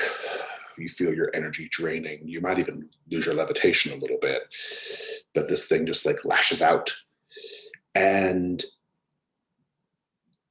I think this is probably going to get the attention of everybody in the room at this point. Anybody who wishes to combat this can, Horagest, you can be a coward and not get in the fight since you're at 5 ruin, if you wish. That is exactly what I'm going to do, because I'm far too intent on, as we've discovered with the Almaleri, when I get obsessed with solving a problem, I'm very single-minded. Indeed. Indeed. I will point out that you have armor, though, so you can actually take some hits if you did have to get in there. But oh, all right. I don't know. Yeah. All right. Let's fight. Otherwise, we're all gonna die. this thing is getting big. It's starting to like serpentine around the space, and it's starting to block out the light. The phantasms seem terrified of it. They like are backing up, pressing up against the wall, and this thing is just like swirling and letting out this sort of this like sound that like it's a sound that seems to come. It's rising up from the very concept of darkness, right? Like it's that kind of sound, is a metaphorical sound, and it's ready to go. It is a dark energy creature that is going to be, we'll say the endurance is going to be, I like an endurance 9 on this. Say how you're vulnerable and then roll weak point.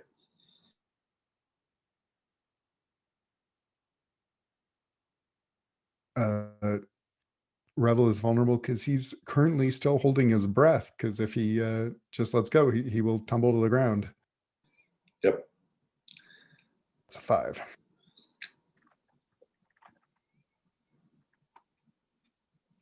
I think Hargest is vulnerable because he was so intent on trying to jimmy the sarcophagus that it took him some time to notice that something was going on behind him. Indeed. And, weak. 2 is my weak point. And Orlin, are you joining the combat? Yeah, I think the principal danger for me is that I will get knocked off my perch and tumble to the floor. So yeah. Indeed. Let's do this. Oh, you just roll weak. There's no number, Jim. There we go. Yeah, because it's always 1 die. It's a 1. All right, so you have a 5, a 2, and a 1. 3 combat dice. Who kicked it off? Horgest did. No, Revel did. Revel, roll combat 3. That's enough. The 5 fires off though, so you will take a hit, Revel, but let's describe how we destroy this thing. I think your descriptions need to probably account for the fact that it's essentially like a creature of darkness, and maybe the silver works, maybe there's something else that works though, but anyway, kind of incorporate light into like the dispelling this creature. I think that's going to be good. But let's start with Revel. Kick it off. I think he'll take a slash at it with his dagger, but without much result. But he noticed that the glowing gem in his other hand, it kind of shied away from it. So he takes a second try, tilting the dagger so it gets that shine right down the length. And this time it kind of hisses and almost smoke like evaporates away from the blade. And he shouts to the others, which has the unfortunate effect of sending him to the ground. And he hits pretty hard, but his amulet of protection absorbs the blow. Love that. Keep it going. Horgest. I think that Hargest starts like heating up his marbles until they're sort of white hot, and he's holding them in his protective gloves, and they're like, like burning bright hot, and going and just throwing them and going, take that. You like heat? Yeah. Good. All right, finish the creature off, Orlin. Yeah, and it's like bits and pieces of it are kind of starting to sear and stuff like that, and its head snaps around towards me just as I am pulling a gemstone out of the ceiling, and I kind of leap back as it snaps at me, and it like catches the gemstone like in its maw, and I just reflexively swing out with my crowbar, and the gem shatters and the light contained inside of it just, and it's like it ate a grenade. Nice. Yeah, it's good. Love it. Good. You have a moment after all of that. So what's going on?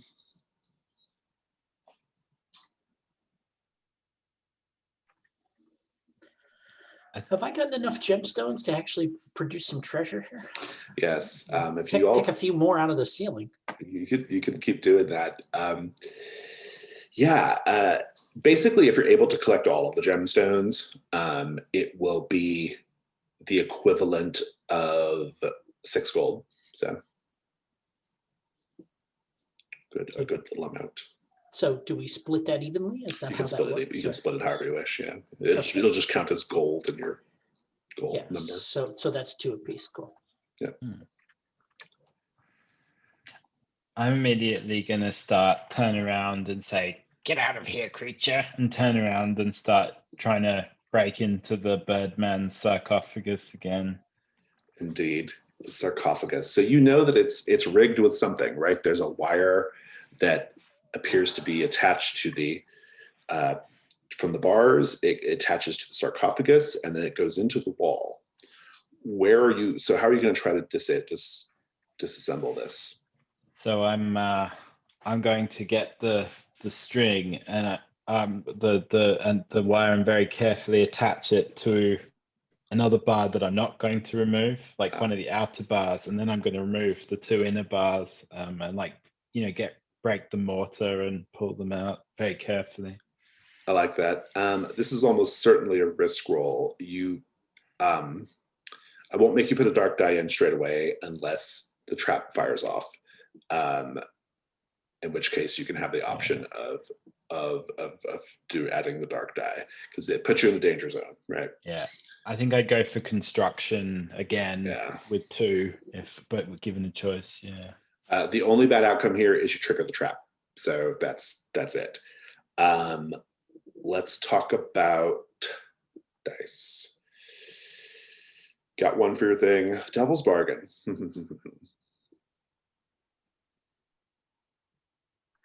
My Devil's Bargain is no matter what, you can only fit a single arm in.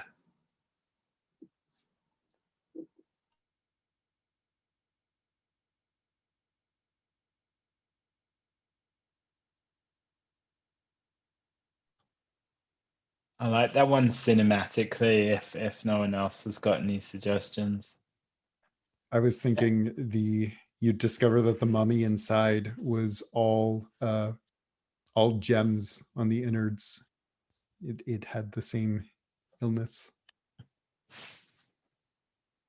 Well, That's intriguing. That means if I get the gem, no. As we've realized, nobody. What was it you said, Jason? No one wants your nasty ass cursed. Your gut gems. I think the arm scrabbling one cinematically is great, so I'm going to go for that one. Yeah, good. You've got 2 dice. Go ahead and roll the 2 dice. Hey, there you go. That totally paid off. Lucky you, lucky you. You're able to get the trap at bay, but you can only remove 1 bar, and you can reach in and grab something with your 1 arm. Describe your process here. So I'm sort of sweating and coughing and like scrabbling around, and I'm like gently trying to sort of look behind the Birdman armor and look inside the breastplate and see if, try and figure out what's there for the taking. I think the most interesting treasure here is that you can actually get out, because you've only managed to move the wire. You've only managed to move the wire enough to get 1 bar off. I think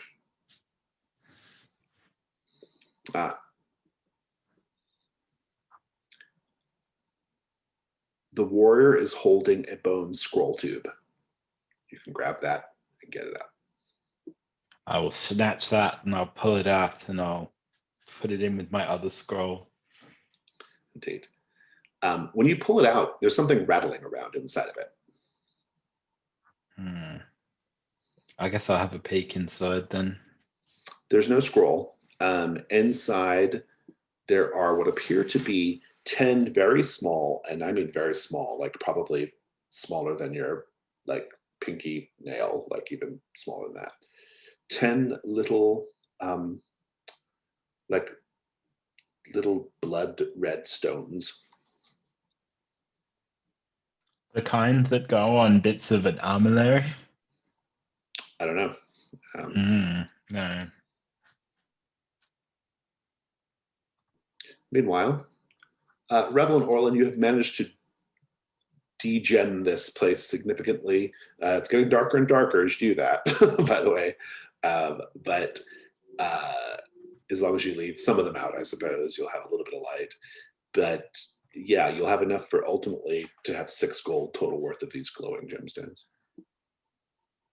And how does that work, Rebel? Do you and I split that between the two of us, or do we give some to Horagust too?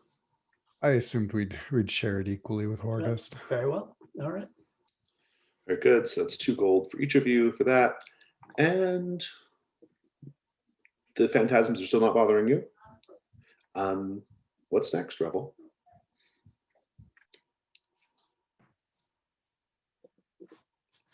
Revel's going to walk over to where the slumped armored figures are. And keeping a safe distance, try and see if they have anything on them he could perhaps abscond with. Make a hunt roll. Don't think anything will help me here. Everyone loves a 1 dice hunt roll. Naturally, it's a 1. That's Oh, all going trophy. fine. I'll tell you what you see. At a glance,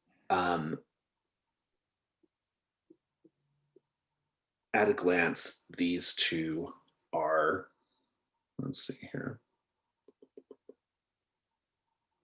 There's one that's a little bigger and one that's a little smaller. And one of them, the bigger one, is wearing a sort of bronzy, coppery armor that appears to be like in the design of like fish scale. And the smaller one is wearing kind of like black leather armor, and it's just kind of down on the ground. They're kind of like slumped together. You're kind of checking that out when you hear up above, upstairs, you hear Black Jenny say, "Do you still have that pick? Good, good, good. Give it a nice solid whack."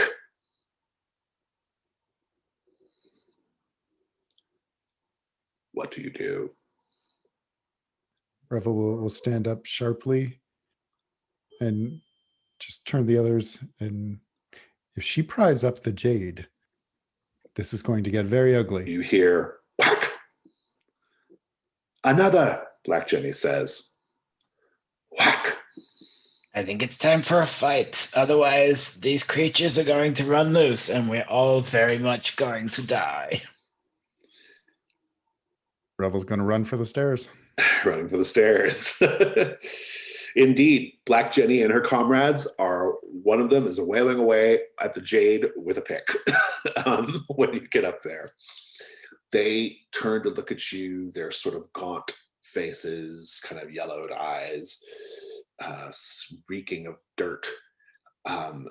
They're sort of kind of traveling clothes are sort of like tattered and frayed a little bit, but they have their weapons, they have their pick, they have a couple of blades. There are a grand total of 3 of them, including Black Jenny. And Black Jenny says, "To arms!" And they are flying at you. Say how you're vulnerable and roll your weak point.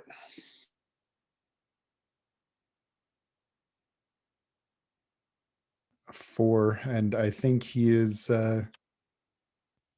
well, he didn't take any significant damage from falling from the height he fell. I think he's stiff and sore and not moving as quick as he should be. I think Horagast is vulnerable because breaking the jade sigils has made the hum turn into a discordant shriek that's shaking his teeth in the back of his skull. Ooh, nice. Love that. Great description. And that's a 5 for my weak point. And Orlin is vulnerable because he's up the stairs, but kind of looking over his shoulder out into the night. hollering for the one of us who can really fight. Irma. Yes. Yeah, like yelling for Irma, like half out of like come help us and half out of I hope she's okay. Indeed, So, indeed. Combined, they have a combined they have a combined endurance of 10. So let's do it. Combat 3, have at it. Horrorgust, you roll it. It's my turn, is it? Nice. Ah, That is a 4, a 3, and a 1. It is not enough to defeat them because 7 is not enough. And anybody who has a 4, a 3, or a 1, I think is just, I think that's actually Orlin and Revel have 4s. This looks like are taking a hit each. Unless you want to mark your armor, let's get the narration going right now. Kick it off, Horrorgust. okay, so I think that Horrorgast comes up with his geomantic staff, and as he comes out of the circular stairs, he sort of starts sweeping his staff around in circles, and the jade sigils sort of hum in response to the geo, because he's recently tuned his geode to the sigils, and some of the crew who are holding sigils that have broken out or are chipping out sigils, they start vibrating and sort of exploding basically and cause chaos. Nice, love it. Let's keep it going, Revel. Revel doesn't manage to dodge in time, and one of them just lances his dagger at Revel, catching him right square in the chest. And we see his amulet of preservation just spark and sear him a little bit, but he doesn't get pierced. Nice. Orlin, keep it going. Black Jenny herself pointing at the dagger, like jauntily sticking out of my belt, screeches something about how that belongs to her, and brings a cutlass down right on top of my head. It cleaves through my hat, but is stopped by the buckle in the middle of my hat, right? My pilgrim style hat, and there's like a clang as it hits it, and I feel like the blade press against the top of my head, but it doesn't cut me, and I kind of shake my head, and she hurls it away and like whips my hat off as she does. I love it. I love Trophy Gold combat. Good. Awesome. New round. Oh, someone has a new challenger approaches. Irma is there. She says, "Villains!" and she's like rushing in. Right. You hear Cedric / Gregory in the background, like kind of hee-hawing behind. You get 5 combat dice. Roll it up, Orlin. Fantastic. Either that or that was a weakness. So, but I'll take. No, you don't have to take a weak point on her. No, she's there to add a die. That's it. Oh wait, no, it's /combat 5. Oh my God! A horrible roll. That is pathetic. Interestingly, though, I don't think anyone's weak point got hit. Did it? That's good. It was not a good roll. It was a 5 for viewers at home. No, it was a terrible roll. Yeah. Let's just keep the combat going. I think Irma charges in there and basically just like she charges in there and she distracts them long enough that Black Jenny just like kicks her square in the chest and she goes tumbling back and rolls down. And Black Jenny kind of curses under her breath, like, I grew weary of that old woman. And then she swings around to clash with you a little bit again, Orlin. Orlin, keep it going. I think the part of the problem here is that when she rushed in, like I'm swinging a shovel, there's 3 of them that like it's just starting to get crowded. Like, well, yeah, because there's like walls jutting out. Exactly. Like people are only getting these like half-hearted, like they can't, wind up all the way and stuff. And so there's a lot of just kind of like clank, clank, clank as we're like deflecting each other's blows and stuff like this. Yeah, indeed. All right, Horgus, keep it up. So is it my turn to roll again? No, just to keep. Oh no, so we're still describe it. narrating. I think Horgus runs for the sigil and slaps his jade, his 3-fingered hand down with the jade stumps kind of against the jade sigil, and starts like chanting, and they start glowing like brightly. And it's that the Jenny's crew have managed to dodge it so far, but basically all the sigils are starting to sort of burn. Yeah, that's great. Revel, keep going.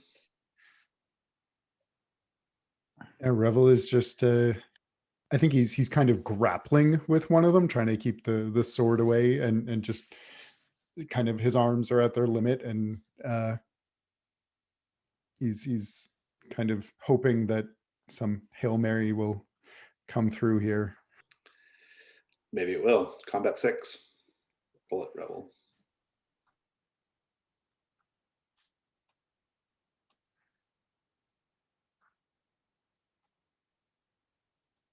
Uh, 12, but it hits everybody. Quite brutal for everyone, but you do defeat them. In the defeating them, though, we have 1 5 and 2 4s. So the total was 12, so they're dead. But we have a 5 and 2 4s. The people who have 4 as weak point are taking 2 ruin unless you mark armor. So but you do get to start destroying them, though. So let's do that. Remember, they're kind of zombie type creatures. Orlin, kick it off. Yeah, so I think like it's me and Black Jenny. I think she's got a mat on. She wants that dagger back. And she slashes as I, because it's hard for me to fight with that kind of clawed hand with the shovel. And she comes at me, swings. My tough leather coat takes the brunt of it. She does that thing maybe where like she stabs and I kind of do, and it goes in there. And then like she pulls me in, and like she's got a knife and she knifes me in the guts. And I say, you want it back so bad, you can have it. And I just, it goes right in her eye. And again, that, in an echo of like, just kind of swirl it around in there and stir up whatever it is that's keeping her on her feet. And I think we kind of both go down to our knees, her with her knife and me, but hers is only in my side while mine is in her face. So indeed. Well, so are you marking an armor to avoid the hits? I am marking 1 armor and I'm taking 1 ruin. Oh, so if you mark armor, it clears all the ruin. Gosh, cool. Okay. Yeah. I didn't realize that. I thought it was, that's great then. Yeah, you can get 4 ruin and it'll okay, cool. Yeah. So then I think that like her cutlass gets caught in my coat. And I just kind of slide up on it, and then I jam that dagger into her eye. Yeah. Nice. Revel, keep it going. Revel in his kind of dance with this undead thief. He takes another. The blade eventually like just gets through his defenses and smacks into his chest again, and there's another hiss and spark as the amulet burns out, and with a grunt he kind of twirls the thing to the wall where the many-winged thing is pinned, and he says, "Little help," and he shoves the undead thing right up against it, and it catches on fire. Nice. And Revel just said, "Thank you." Very good. Finish him off, August. Okay, so Horgus still has his hand. He's sort of trying to beat off a couple of them from like attacking him with their cutlasses, while he sticks his hand into the sigils, and they glow and glow. And a few of the Jenny's crew sort of get consumed by green fire, like burn out in these puffs of green flame and turn to ashes. But Horgust's meteoric iron surcoat, which is a kind of earthing, like for geomantic protection, it has these kind of copper wires between, meteoric iron plates, and it starts melting, and all the little breakers on it start popping and fizzling out, and the little gems that are supposed to channel off the energy start exploding, and it just melts, and he sort of in the end just throws it off and says, and it starts like burning on the floor basically. Nice. a fiery end to the combat. We should probably get Irma in there too. I think Irma probably like drop kicks one of them right into the fire, right? That's that. So yeah.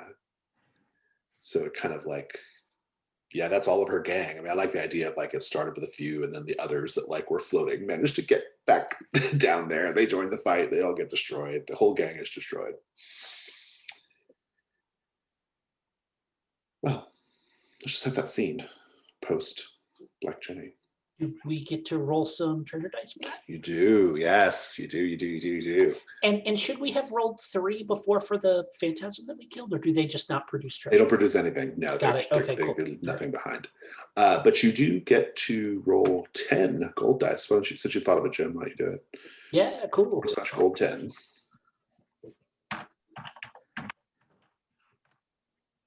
3 gold, 1 apiece. Nice. Not bad at all. It'll just be various coinage that they had on them in their previous life. So you just add 1 more gold to your stack.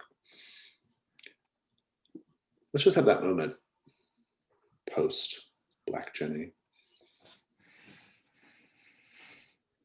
Role play. Revel will look up at Irma and say, I am certainly glad that we didn't fight. She says, well, you've acquitted yourself reasonably well. Fancy boy. Flattery will get you everywhere, Irma. Harga sitting on the ground, sort of wheezing, and he notices that the Jenny's crew managed to get some of the sigils out, and unfortunately, it looks like the seal is failing, and they're all flickering. And he's like, "I suggest we grab whatever jade we can and run now." Very wise. We're as good as our word, I say to the phantasms, and grab a couple of broken hunks of jade. Turn in my last Turn your tokens, yeah. token Turn for your last Yeah, tokens. I'll do the Yeah. same too with mine. And sounds like we're leaving. Nothing else to do in the prison? Nope, I think that's it. Unless- We'll leave him to his Rebel, are you Cheers. cool? Revel will look longingly down at the crypt below, but go with his companions. Indeed. Didn't we figure out that the sigils were what were keeping the pretender in as well? Yes. Oh dear. It's weakened, not destroyed. I don't know what that means, but who knows? Nobody paid us to find out. Good point. Fair point indeed. That will conclude Prison of the Hated Pretender, unless you wish to go back to Broken Huts for some reason. But if not, we're good. I don't think so. I think we've got what we needed. I'd like to interrupt just for a moment to propose for our bestiary Oh yeah, names. Yep. It's names. that we call those phantasms the Radiant Wardens. Ooh, I love that. I already put it in there. Oh, okay, sorry. I'm just Glowing phantasm. I describe them as glowing phantasms who guard prisoners of the gods. Love it. Love it. And then how do we know like what its habits and defenses and stuff are? That is just sort of like not a thing we need to worry about. Got it. Basically, Okay. yeah. Like I might go fill that in someday. That's not super Okay. important. I mean, Under notes. it's mostly I'm gonna- bookkeeping for y'all. So Okay. the important thing is you might someday learn their weakness. So Yeah. So under notes, I put breathe fire, take on many forms. oh yeah. So concludes Prison of the Hated Pretender. We will do a round of Hearthfire, which is lots of fun. We're going to take a break, a slightly longer break, and a little bit of homework for this break. Your homework, we're going to break until the hour. So right on the hours, and we'll come back. But while we're on break, I want you to go to the part of the character sheet that is below that heavy black line. All of that is the Hearthfire. I would like for you to at least read through it and decide what Hearthfire actions you'd like to take. So let's take that break now. Hearthfire. For people watching the video, if you're not familiar with Trophy Gold, Hearthfire is the downtime procedure for Trophy Gold. It's actually optional. You can, there's like a sort of more slimmed down downtime procedure, which is mostly just like housekeeping. Hearthfire takes the housekeeping aspects of Trophy Gold's downtime and adds a lot of narrative and storytelling to it. And there's different ways it does that. And so the way I like to go through Hearthfire is basically just go around the table and everybody just gets a chance to do one thing from the menu of Hearthfire options. These will usually be things like healing, maybe training, maybe establishing a household if you don't have a household, that sort of thing. So I think with all that said, I'd like to start with Revel. Revel, what was the first thing you'd like to do for Hearthfire? Well, I barely squeaked out with enough to cover my burdens. So the only thing I'll be doing is visiting home and healing. Indeed, indeed. Let's talk about visiting your house. So you have already established your household, yeah? Remind us what it is. It is a small apartment above a tavern that he refers to as the Palace. And it is filled with pillows and blankets instead of any actual furniture. So something we didn't do last time is talk about mementos. Everybody else at the table gets to say a memento from your previous journeys together, whether it's something we played or something the characters did without us, but a memento that can be found in your space. And so we'll do that now. And yeah, so let's have some mementos.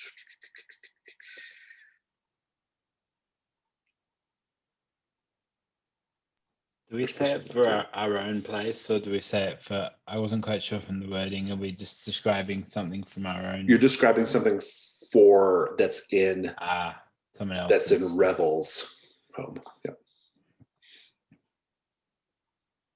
I'm going to say that you were once invited to a party of the governor of Fort Durans, and you managed to swipe something from that party. You managed to swipe the governor of Fort Durans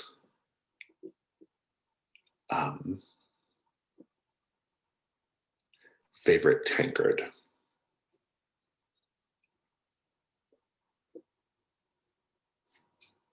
All right.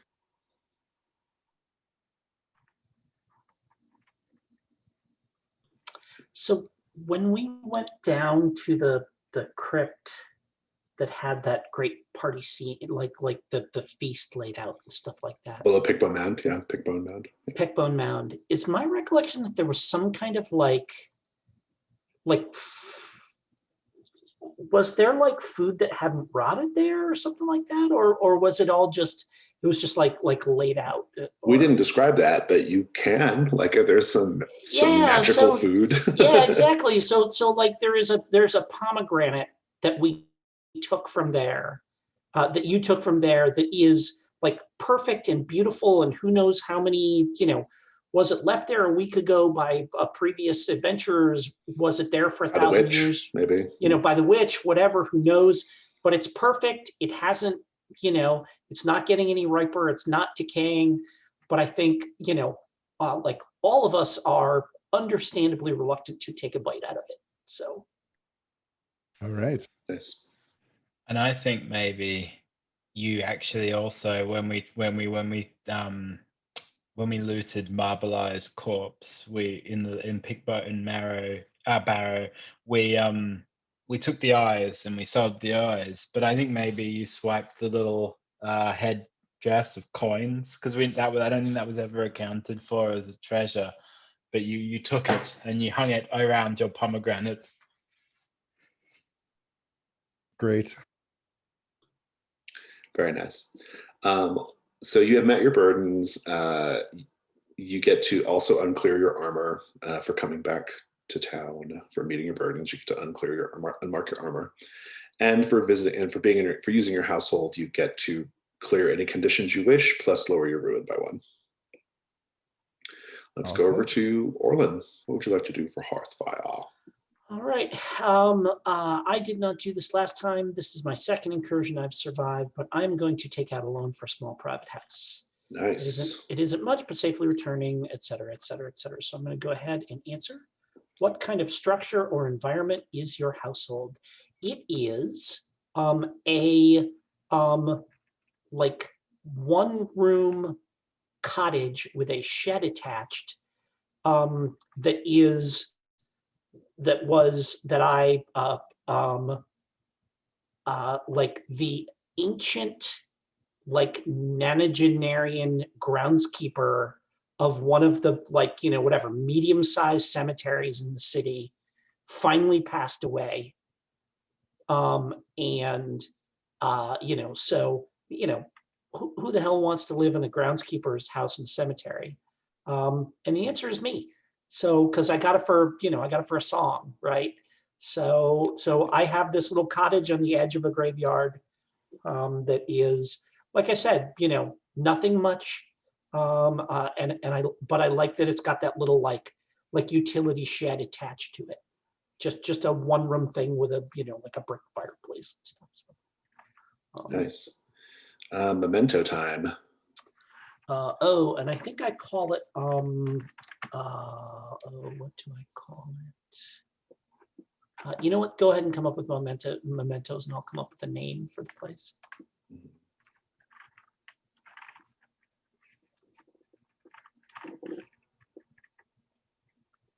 I'm going to say that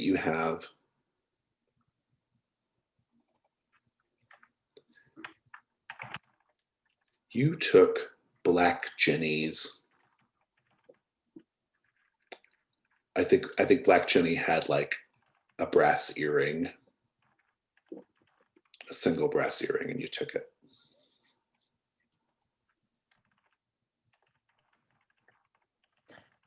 I think as we were leaving the tower, you heard this enraged shriek, and the pumpkin came flying off the top of the tower and smashed on the rocks below. And you heard like a voice saying, "Our relationship is over." And you picked up the stalk of the pumpkin and a little bit of the top, and you kept it. And it seems to have not rotted so far. The remains of a very above average pumpkin.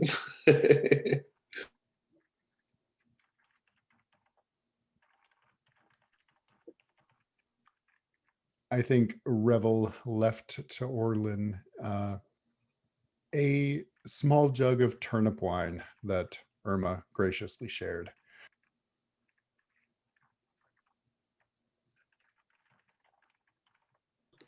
Fabulous. You get your household by increasing your burdens by 1. And doing so, you get to lower your ruin by 1 and clear any conditions that you wish. Your gnarled root hand might still be there, but it just no longer can negatively affect you. I now know how to use it. Yeah, exactly. Or you can just keep it there as a reminder that it exists. So it's up to you. Let's go to Horagast. What would you like to do for Hearthfire? So Horagast already has like a workshop that he's bought. So my burden's 6, including the workshop from last time. And I wanted to ask you a quick question, Jason. Those 10 red stones that I found in the, what are those at? What sort of financial value do they have? Their intrinsic value altogether is 1 gold. Do I have a chance to find a narrative value for them if I take them around to an expert? I mean, they do have a specific function which you're welcome to explore as you wish. If you keep them, though, I have to tell you, they increase your burdens by 1. Yeah, no, I'm not keeping them. I'll give them. I'll look at them and I'll be like, "You're very pretty. You can go to live with some other sucker, and I'll sell them. So I probably got 10 gold worth of treasure in that. So I have 4 left over after I go and hock everything. But I think the one I'm going to pick to do in this round is I'm going to, in order to heal an extra ruin, because I'm at 5, I'm going to narrate a scene showing a private side of me that few others see. Nice, I love it. Do so. And the scene is, so we've established that there's an old shrine down in the sewers below Fort Durin that Hargest likes to go to commune with the earth. But at this time, you see him sitting there listening to the drip of the water and the damp of the stones rising. And you see there's an alcove there. And in the alcove is the head of his mentor, his master, the alabaster head that broke off the body after he passed away. And he keeps it there, and it's got this kind of like the kind of face that someone has when they sort of, like in a film when they die, kind of on their back and their eyes roll up, but so their head's kind of like tilted back, and it was obviously sideways, but now it's been sort of propped up awkwardly, a bit like, Holofernes' head, in those Judith and Holofernes paintings. And he's just sitting there saying, "Tell me what to do, master. I must escape your fate. My fingers are turning to jade. I must do something. I'm not making enough money." And that's the scene. And then he caresses and he polishes the alabaster head lovingly. Very good, very good. You get to lower your ruin by 1. You said you were also doing your household as well. Okay, we'll come back to that in a minute. That's right, yeah. Let's swing back over to Revel. I think that's all I could manage. Okay. Do you need to heal, or are you good? No, I only took the 1 ruin, so I'm back down to okay. my starting. All right, so you're done. Nothing going into the horde. Well, Nope. So sad. Let's swing over to Orlin. So I have, so just again, if we're holding on to stuff because we want to try and like do research on it or give it to a scholar to tell us like in whose hands it would be more than just whatever, a single gold or something like that. Does that happen now, or does it happen as part of a future incursion, or what? It can happen as part of a future incursion. I think we're going to have like a little sort of intermediary time after Got it. this. So, Cool. yeah. Okay. So then I am going to spend 1 gold in town to heal myself of 1 ruin. Done. I have there is a, actually, I have a friend who's a veterinarian who used to, take care of the animals at my farm. And I go to her when I'm hurt, and she'll stitch me back up, or, give me some, like purgative if I've eaten something bad. Pretty much all of those, like I trust her more than I do any of the surgeons in town. Nice, good. Let's go over to Horgust. Let's do your household, Horgust. Because we have to give you mementos too, I think. You said you have a geomancer's workshop, right? I do, yeah. Good. Mementos from previous journeys.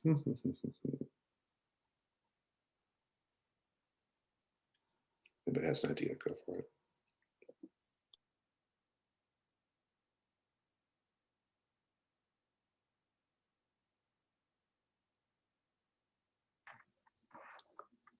I think it is, there is a, like a small pillow that came from the hut of the witch that we killed. And it is actually, like the only thing that you can actually kind of get comfortable on as you're whatever, like as you're turning into gemstones. It's actually whatever, just, stuffed and fluffed in the right way. You can actually put your head down on it, and it's something like comfortable. Does it have to be from that incursion, or could it be one from this one? It could be from this one as well. Yeah. I think before he sold the bas relief of the chunk from the wall, he did a rubbing of the armillary and gave that to Horgest. Nice. Good. One day I'll retrieve my beautiful machine. Indeed, indeed. I'm going to say that you've been dreaming about that wolf-headed god every night since you were at the tower, and you have started to draw the wolf-headed god. So there are just like scribblings all over the place of the wolf-headed god.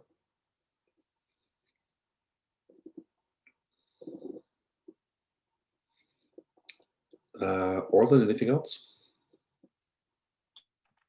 Yeah, I actually ended up with a total of 4 gold after my burden. So I am going to, so I spent 1 before for healing. I'm going to spend a gold in town to get access to useful information before beginning an incursion. Useful information includes rumors, maps, and a named monster's weakness. Each time you do so, mark the first unopened, unmarked option and do as instructed. So I'm going to get some information in town. And oh, maybe this can this be where I get information on that severed head that I'm carrying around?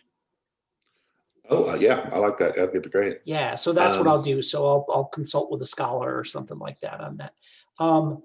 So what I do is I ask another player to write down, I click this. Another player is going to write down an adjective and reveal it to me secretly. Another player is going to write down a noun and reveal it to me secretly. Then I'm going to combine the adjective and noun to make the name of my character's favorite tavern in town. So Drew, give me an adjective. James, give me a noun. Okay, sorry, I sent you an adjective. You can send them on private chat. Yeah. Yes. Yep. Mm-hmm. I like to know the final sort of like combined thing before I hear either of them. Okay.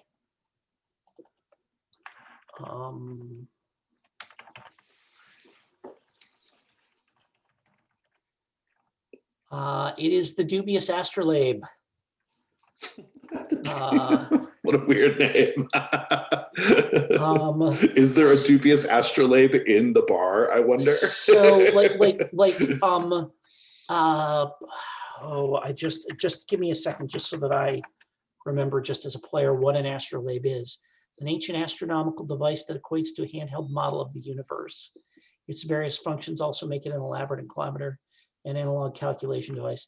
Oh yeah, it absolutely is it is an astrolabe, it is a kind of blown up, it is an actual working astrolabe, but the planets are they have scatological names, and the hours that they mark are for when you're supposed to take particular drinks and all this kind of stuff and everything. It's basically like a gag astrolabe. And that is kind of the centerpiece of this particular drinking establishment. And there are, and absolutely there are esoteric customs that all the regulars know about what you do when the astrolabe, is pointed a certain way and stuff like this. There's a whole whatever. It's like a club that has this language amongst themselves. So I love it. It's very good. Now we need an orrery to kind of complete the trifecta of armillary astrolabe. That's Indeed. Fantastic. You get some information though, right? Yes. Yeah. Let's talk about that.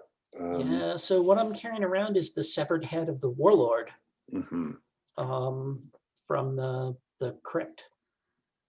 Right, from the crypt. This was from Pickbone Mound, right? Yep. That is correct. you will learn that in the city of Ambere, over drinks, I think you'll probably learn, like from a traveler, a well-dressed traveler, will say,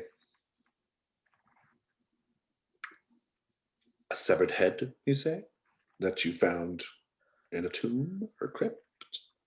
No. Not merely any severed head, my friend. This had the noble visage of an ancient king. It was perfectly preserved despite its decades in the damp soil. It was guarded by a witch. A demon sought to prevent us from separating it from its shoulders. This is not just any severed head, my friend. Well, as you know, I am a merchant from Ambere, and I do have a lot of connections in the city.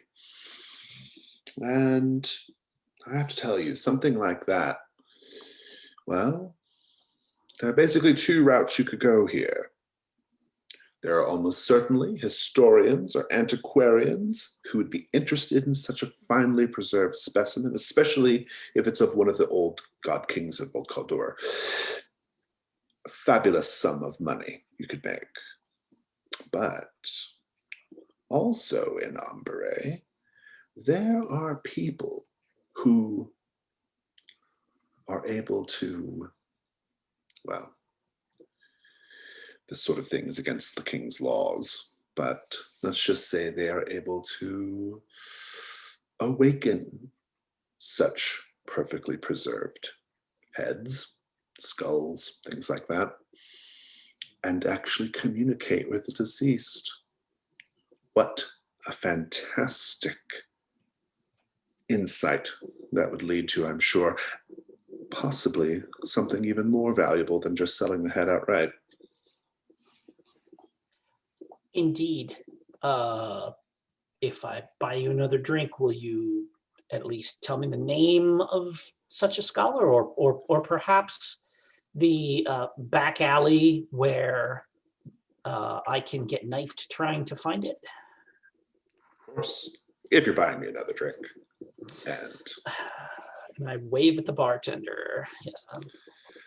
I love the dubious astrolabe. And you will get your he will tell you everything you need to know.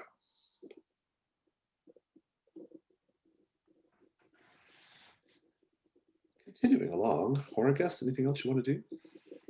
I would like to use my workshop to begin the process. I've kept and not sold my jade finger, the one I kept, and I've also kept my sigils my jade sigils. I would like to carve for myself two sort of puppet style jade magical fingers that I'm then try and fuse them onto the jade stumps on my fingers so that I have prostheses attached to my finger stumps. I love this. I don't know if that's a particular Hearthfire option, but I do like it as a thing to do. Yeah, this is fun. Did you have anything else in mind apart from just like clearing your condition or whatever? Or just modifying my condition. Sure, yeah, that's fine. Yeah, I like that. I suppose I'm just more thinking it gives me fun narrative options with my geomancy rather than anything else. No, I'm totally here for it. I love it. All right then. So, anything else with Hearthfire? Yes, I'm gonna actually hoard 2 gold. Love it. Sounds good to me. The first time you do so, where do you keep your hoard so no one can find it? I have actually purchased a very modest, no frills family crypt in the cemetery that I have my, cottage on the grounds of, and it's like barely, like you have to stoop to walk inside. It will fit like 4 coffins inside. And it has the look of one of those crypts that is like, you know, you buy it in advance, and as your family members die, that's when you start putting them in there. It's in like the newer section of the cemetery where there's like they're still digging graves and there's construction going on and stuff like that. And I have purchased a, you know, you know, just a regular stone, like a sarcophagus, basically, I guess, you know, whatever, like a stone coffin. And it's got a, you know, and if I get in there with my crowbar, I can lever up the slab on the bottom of it, and that's where my hoard goes. Fantastic. And now we get to learn a little bit more about your drive. Narrate a flashback to the time your drive became important to you.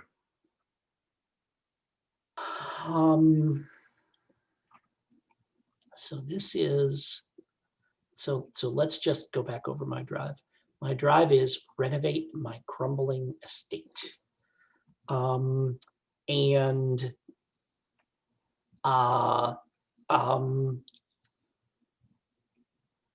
Like, I think that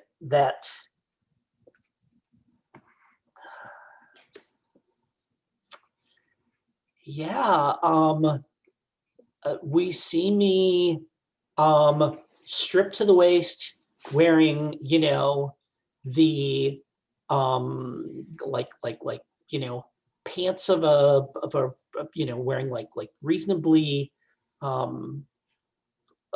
like well-kept pantaloons and nice boots, but you know, I've got no shirt on.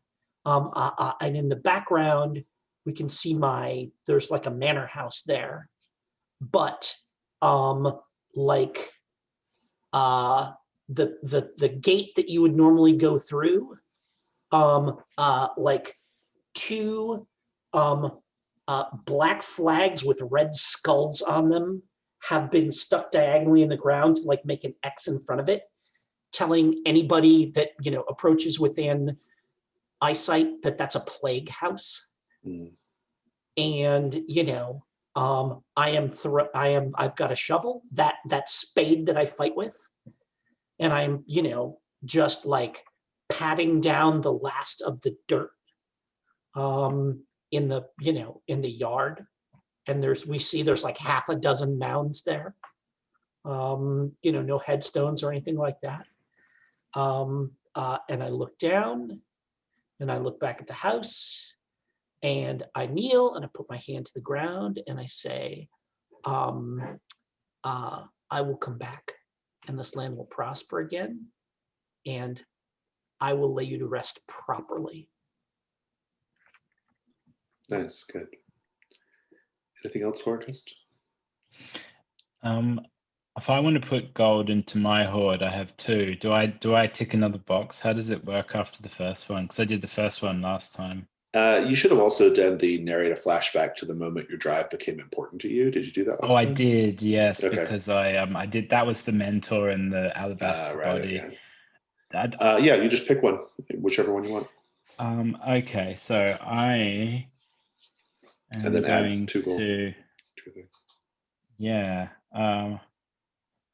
I'm going to narrate a short scene in the present day showing how I'm getting closer to achieving my drive, and added 2 extra gold. Okay. So the scene is that when I sold my 10 red stones, although I wasn't able to leverage them, I did get the chance to study their nature and their sort of energies, and I realized that actually what I need in order to cure my curse is to find the right combination of gemstone powders to make this recipe with 50 different types of like you know, ingredients, and then I need to find the magus who will help me to transmute it into a potion. But I realized in doing so and negotiating, haggling with the gem merchant, I was able to convince her, I think, that the gems were worth more than 1 gold, that they were in fact intrinsically valuable. So I managed to sort of haggle up in the process of my negotiations, and I kept a little bit for myself to make one of my ingredients with, and some jade as well. So I'm on my way to my collection. Nice, good. Is that hearthfire sorted then? Orlin, a number of weeks pass from when you were at the prison of the Hated Pretender, when a caller comes to your household, your home, your little apartment above the tavern, the palace. That's Revel, right? Oh, sorry, I meant Revel. Yeah, Yeah. I meant Revel, not Orlin. Sorry. Revel. You receive a caller at the palace, which is what you call your little apartment above the tavern. A knock on the door. There's a thump from within as Revel stands up too fast and hits his head on the very low ceiling, and then kind of crouches over and opens the door halfway, peering out. There is, standing in front of you, someone wearing the most fabulous silk robes. They're flowing. You might even say they're swirling in the air, as if of their own accord, just moving. Elderly man. A member of the swirling court. How do you know for sure? So I think that Revel's the feathers that he wears are kind of an affectation. They would be the call sign of the swirling court. His are just maybe like costume jewelry versions, whereas the other guy has like fine peacock feathers.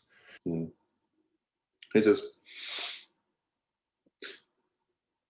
"May I come in?"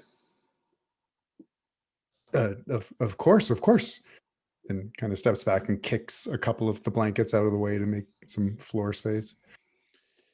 He says, this sort of arrangement takes me back to my days when I was learning my craft at the academy. You have to make do with what you can. You don't have a lot of money, isn't that right? I am unfortunately temporarily indisposed. Yes. He sits down on one of the cushions that you have on the floor and says, "I've come with an invitation." Yes. Word has reached my order that you and your companions have explored a particular tower shaped like a face. Yes. Well, it's come to our attention that the inhabitant of that tower is a god king of Old Caldor. Oh, he's not doing very well for himself. Well, be that as it may, you and your friends may be the only people who have ever communicated with the god king of Old Caldor directly, face to face. It has been centuries and centuries since they walked the earth. They walked the surface of the earth. That is surprising. Well, I'm here to extend an invitation for you and your companions to join us at our next meeting, a special gathering.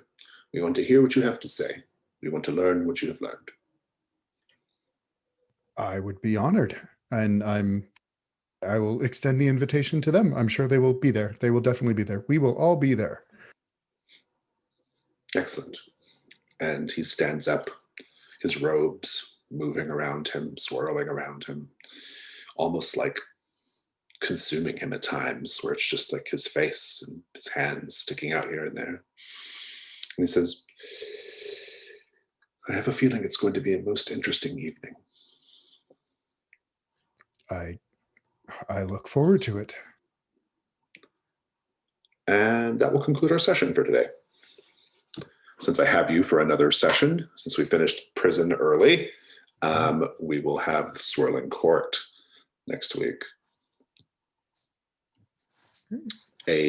Probably it'll be structured like an incursion with sets and things, but it won't have a burden requirement. So burden-free adventuring. Amazing. Let's go to Stars and Wishes while we have some time. Stars are things you enjoyed about the session. Wishes are things you hope to see next time. Whoever wants to go, please do.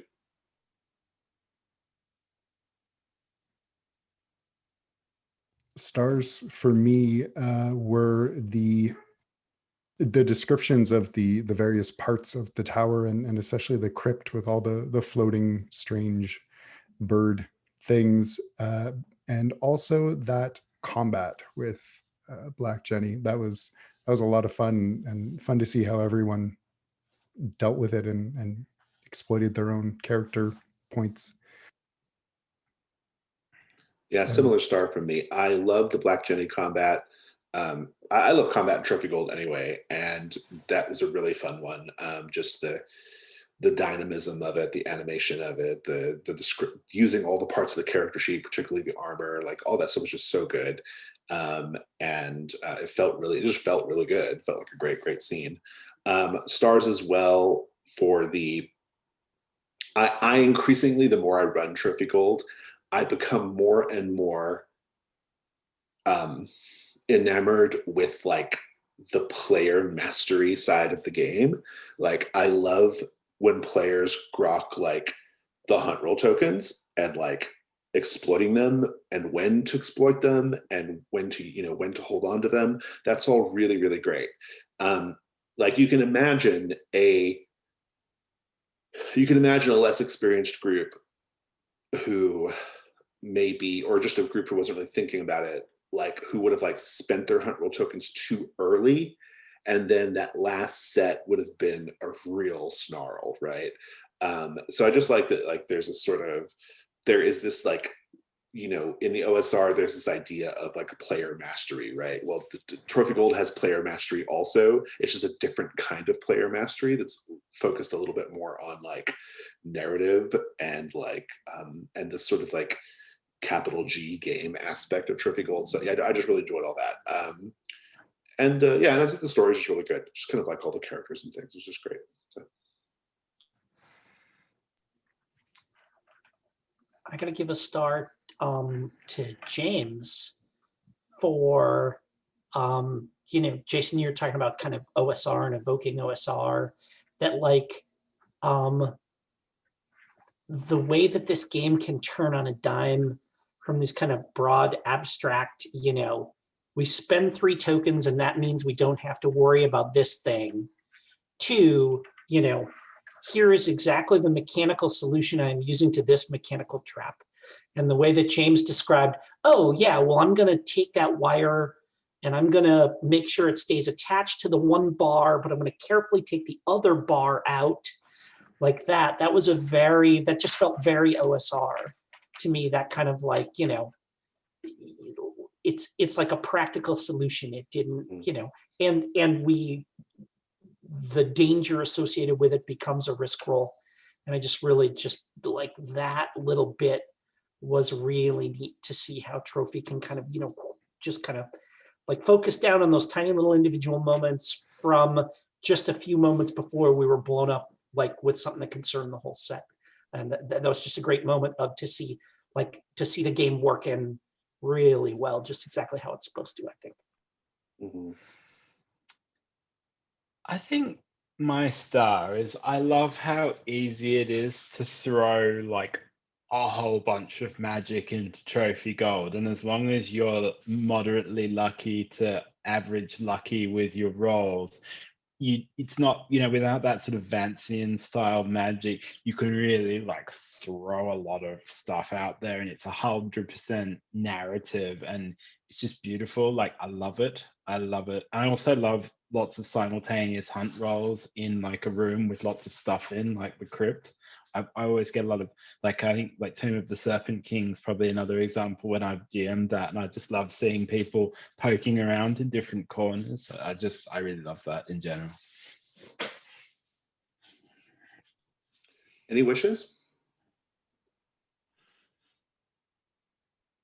I look forward to seeing Horagust interact with more, I guess, a more refined magical crowd and see the interactions there. I think that'll be fun. Yeah, I'm excited about the Swirling Court which I've not planned yet, but I will before next week.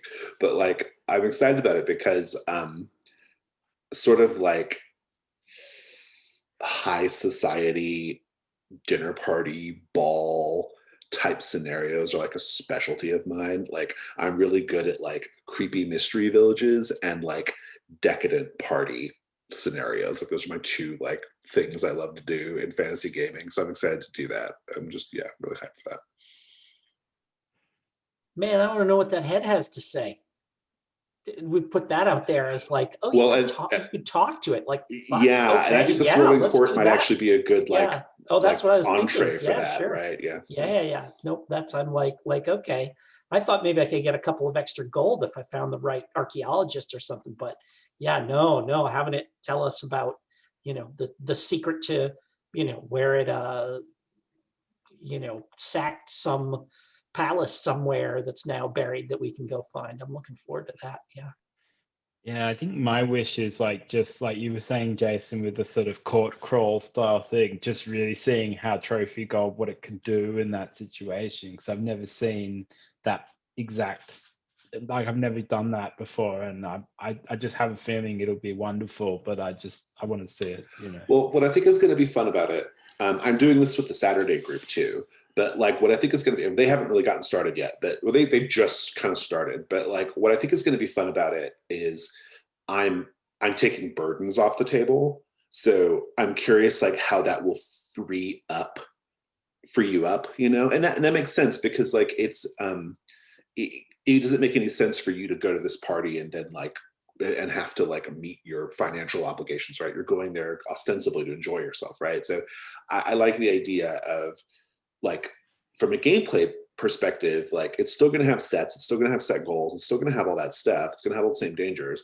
or same dangerous possibilities, but without burdens, how does that change the role play? I'm very curious to see how that affects things. So I think it'll be interesting.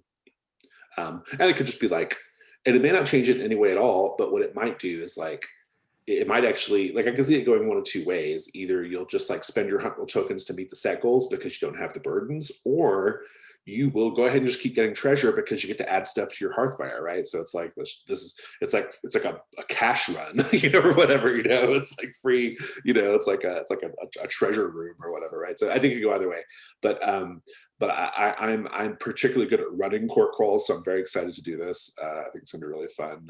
Nice way of spending a session since we have a free session. So great. I like the thing that even if you're giving out a huge amount of treasure, like we were talking about this bit in the Discord at one point, like even if you're in a very generous like incursion, it still just keeps biting your hand all the time just by the mechanics of the game. And I like that.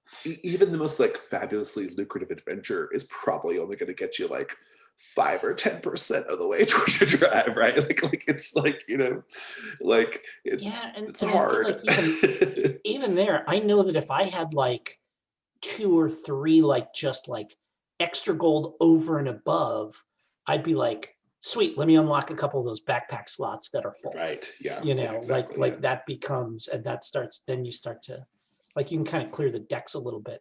Like, right, like exactly. if I got 6 gold over what I needed, I wouldn't stash it all. I'd be like, okay, I can do some of the shit that I've been waiting to do. Yeah. So yeah. Something I'd never noticed about Hearthfire is that I think it really adds to the game is that even if you interestingly fail to meet, to get your horde up, it just keeps generating more story, even if you're basically completely failing to make any progress. And it sort of adds more complexity to the joke that it's impossible to get to 50. I love that. Yeah, the horde joke is a stroke. To me, it's a stroke of genius. I love it. Like Jesse and I talked about it and I remember we had a discussion about it where I I was like, 100 gold. I was like, that's a lot. Like, and I was like, they're never gonna make it. And he's like, exactly. Because on your sheet there, that's just half of it. You got to do a whole other block of that size. And I love that. I love that joke because to me it's almost like saying trophy gold is like saying, as a general matter, as a philosophy, is like saying we're going to do the fun parts of a dungeon, right? Like we're going to the stuff that makes the dungeon fun, we're going to do that, and we're going to disregard the rest of it. And the hoard is almost like the same idea. It's like it doesn't matter, right? Like collect all the money, it's fine. We're not here to like. We're doing this, but it's like not the major focus, right? And it's so not the focus, you can't even really do it, you know? But it does though, because like you look at it and you're like, man, that seems impossible. Oh, but if I did it, I know, that would be really something. Like yeah. I would have, you know, yeah, exactly. Like, you know, I could have drinks bought for me at gaming conventions the rest of my life. Yeah, I love it. So, well, and Hearthfire, like what I think is, so like when I wrote Hearthfire, I had 2 goals in mind, like 2 big goals. The first goal was I just wanted to make the downtime process a little bit more narratively interesting. I liked games like Blades in the Dark and other games that have a very robust downtime thing, so I wanted to do that. But also, to me, the importance of Hearthfire is not even like whether you do the stuff or not is almost beside the point. Like the important part of Hearthfire is that the questions are being posed, right? Like it's there. And so even if you don't get to mark the box and do the thing, you might be thinking about the sister that your character is devoted to, or, you know, the places in town that remind you of your drive or whatever, right? Like you might be thinking about your character, even though you may not be doing the stuff officially on the Hearthfire, right? So that's kind of the thing. And that's what Brindlewood Bay and my other design stuff is, right? Like it's like the purpose of like the crowns or the Janus mask is to like think about your character's past, right? Whether you do it or not, you're at least thinking about it. So yeah, I mean, like we did a little bit of mapping today. Yeah. Because we're like, you know, this place is here and that's, and describe it and all that stuff. And so yeah. And we're getting an idea of like a neighborhood coming together. As a kind of bonus star, I always love screenshotting and putting in really nice maps and artwork from people's like zines, because I love seeing all the effort people have put in get sort of dropped in. So even though I'm usually not a massive fan of like maps, in this case it was just like perfect, because it was just right, I felt. Yeah, I think you and I are probably the same in that way. I like maps more as just like generally setting the scene and kind of showing things and showing some flavor. I don't like to count squares and like you know, like now we're going left and the fog of war and all that. I don't do that. So yeah. I mean, draw maps, leave blanks is always going to be a great principle, you know, absolutely, regardless of where it's attached to. Well, super fun. I'm delighted we finished Prison of the Hated Pretender, and I look forward to seeing you all next week for the Swirling Court. Yes. So let's stop this.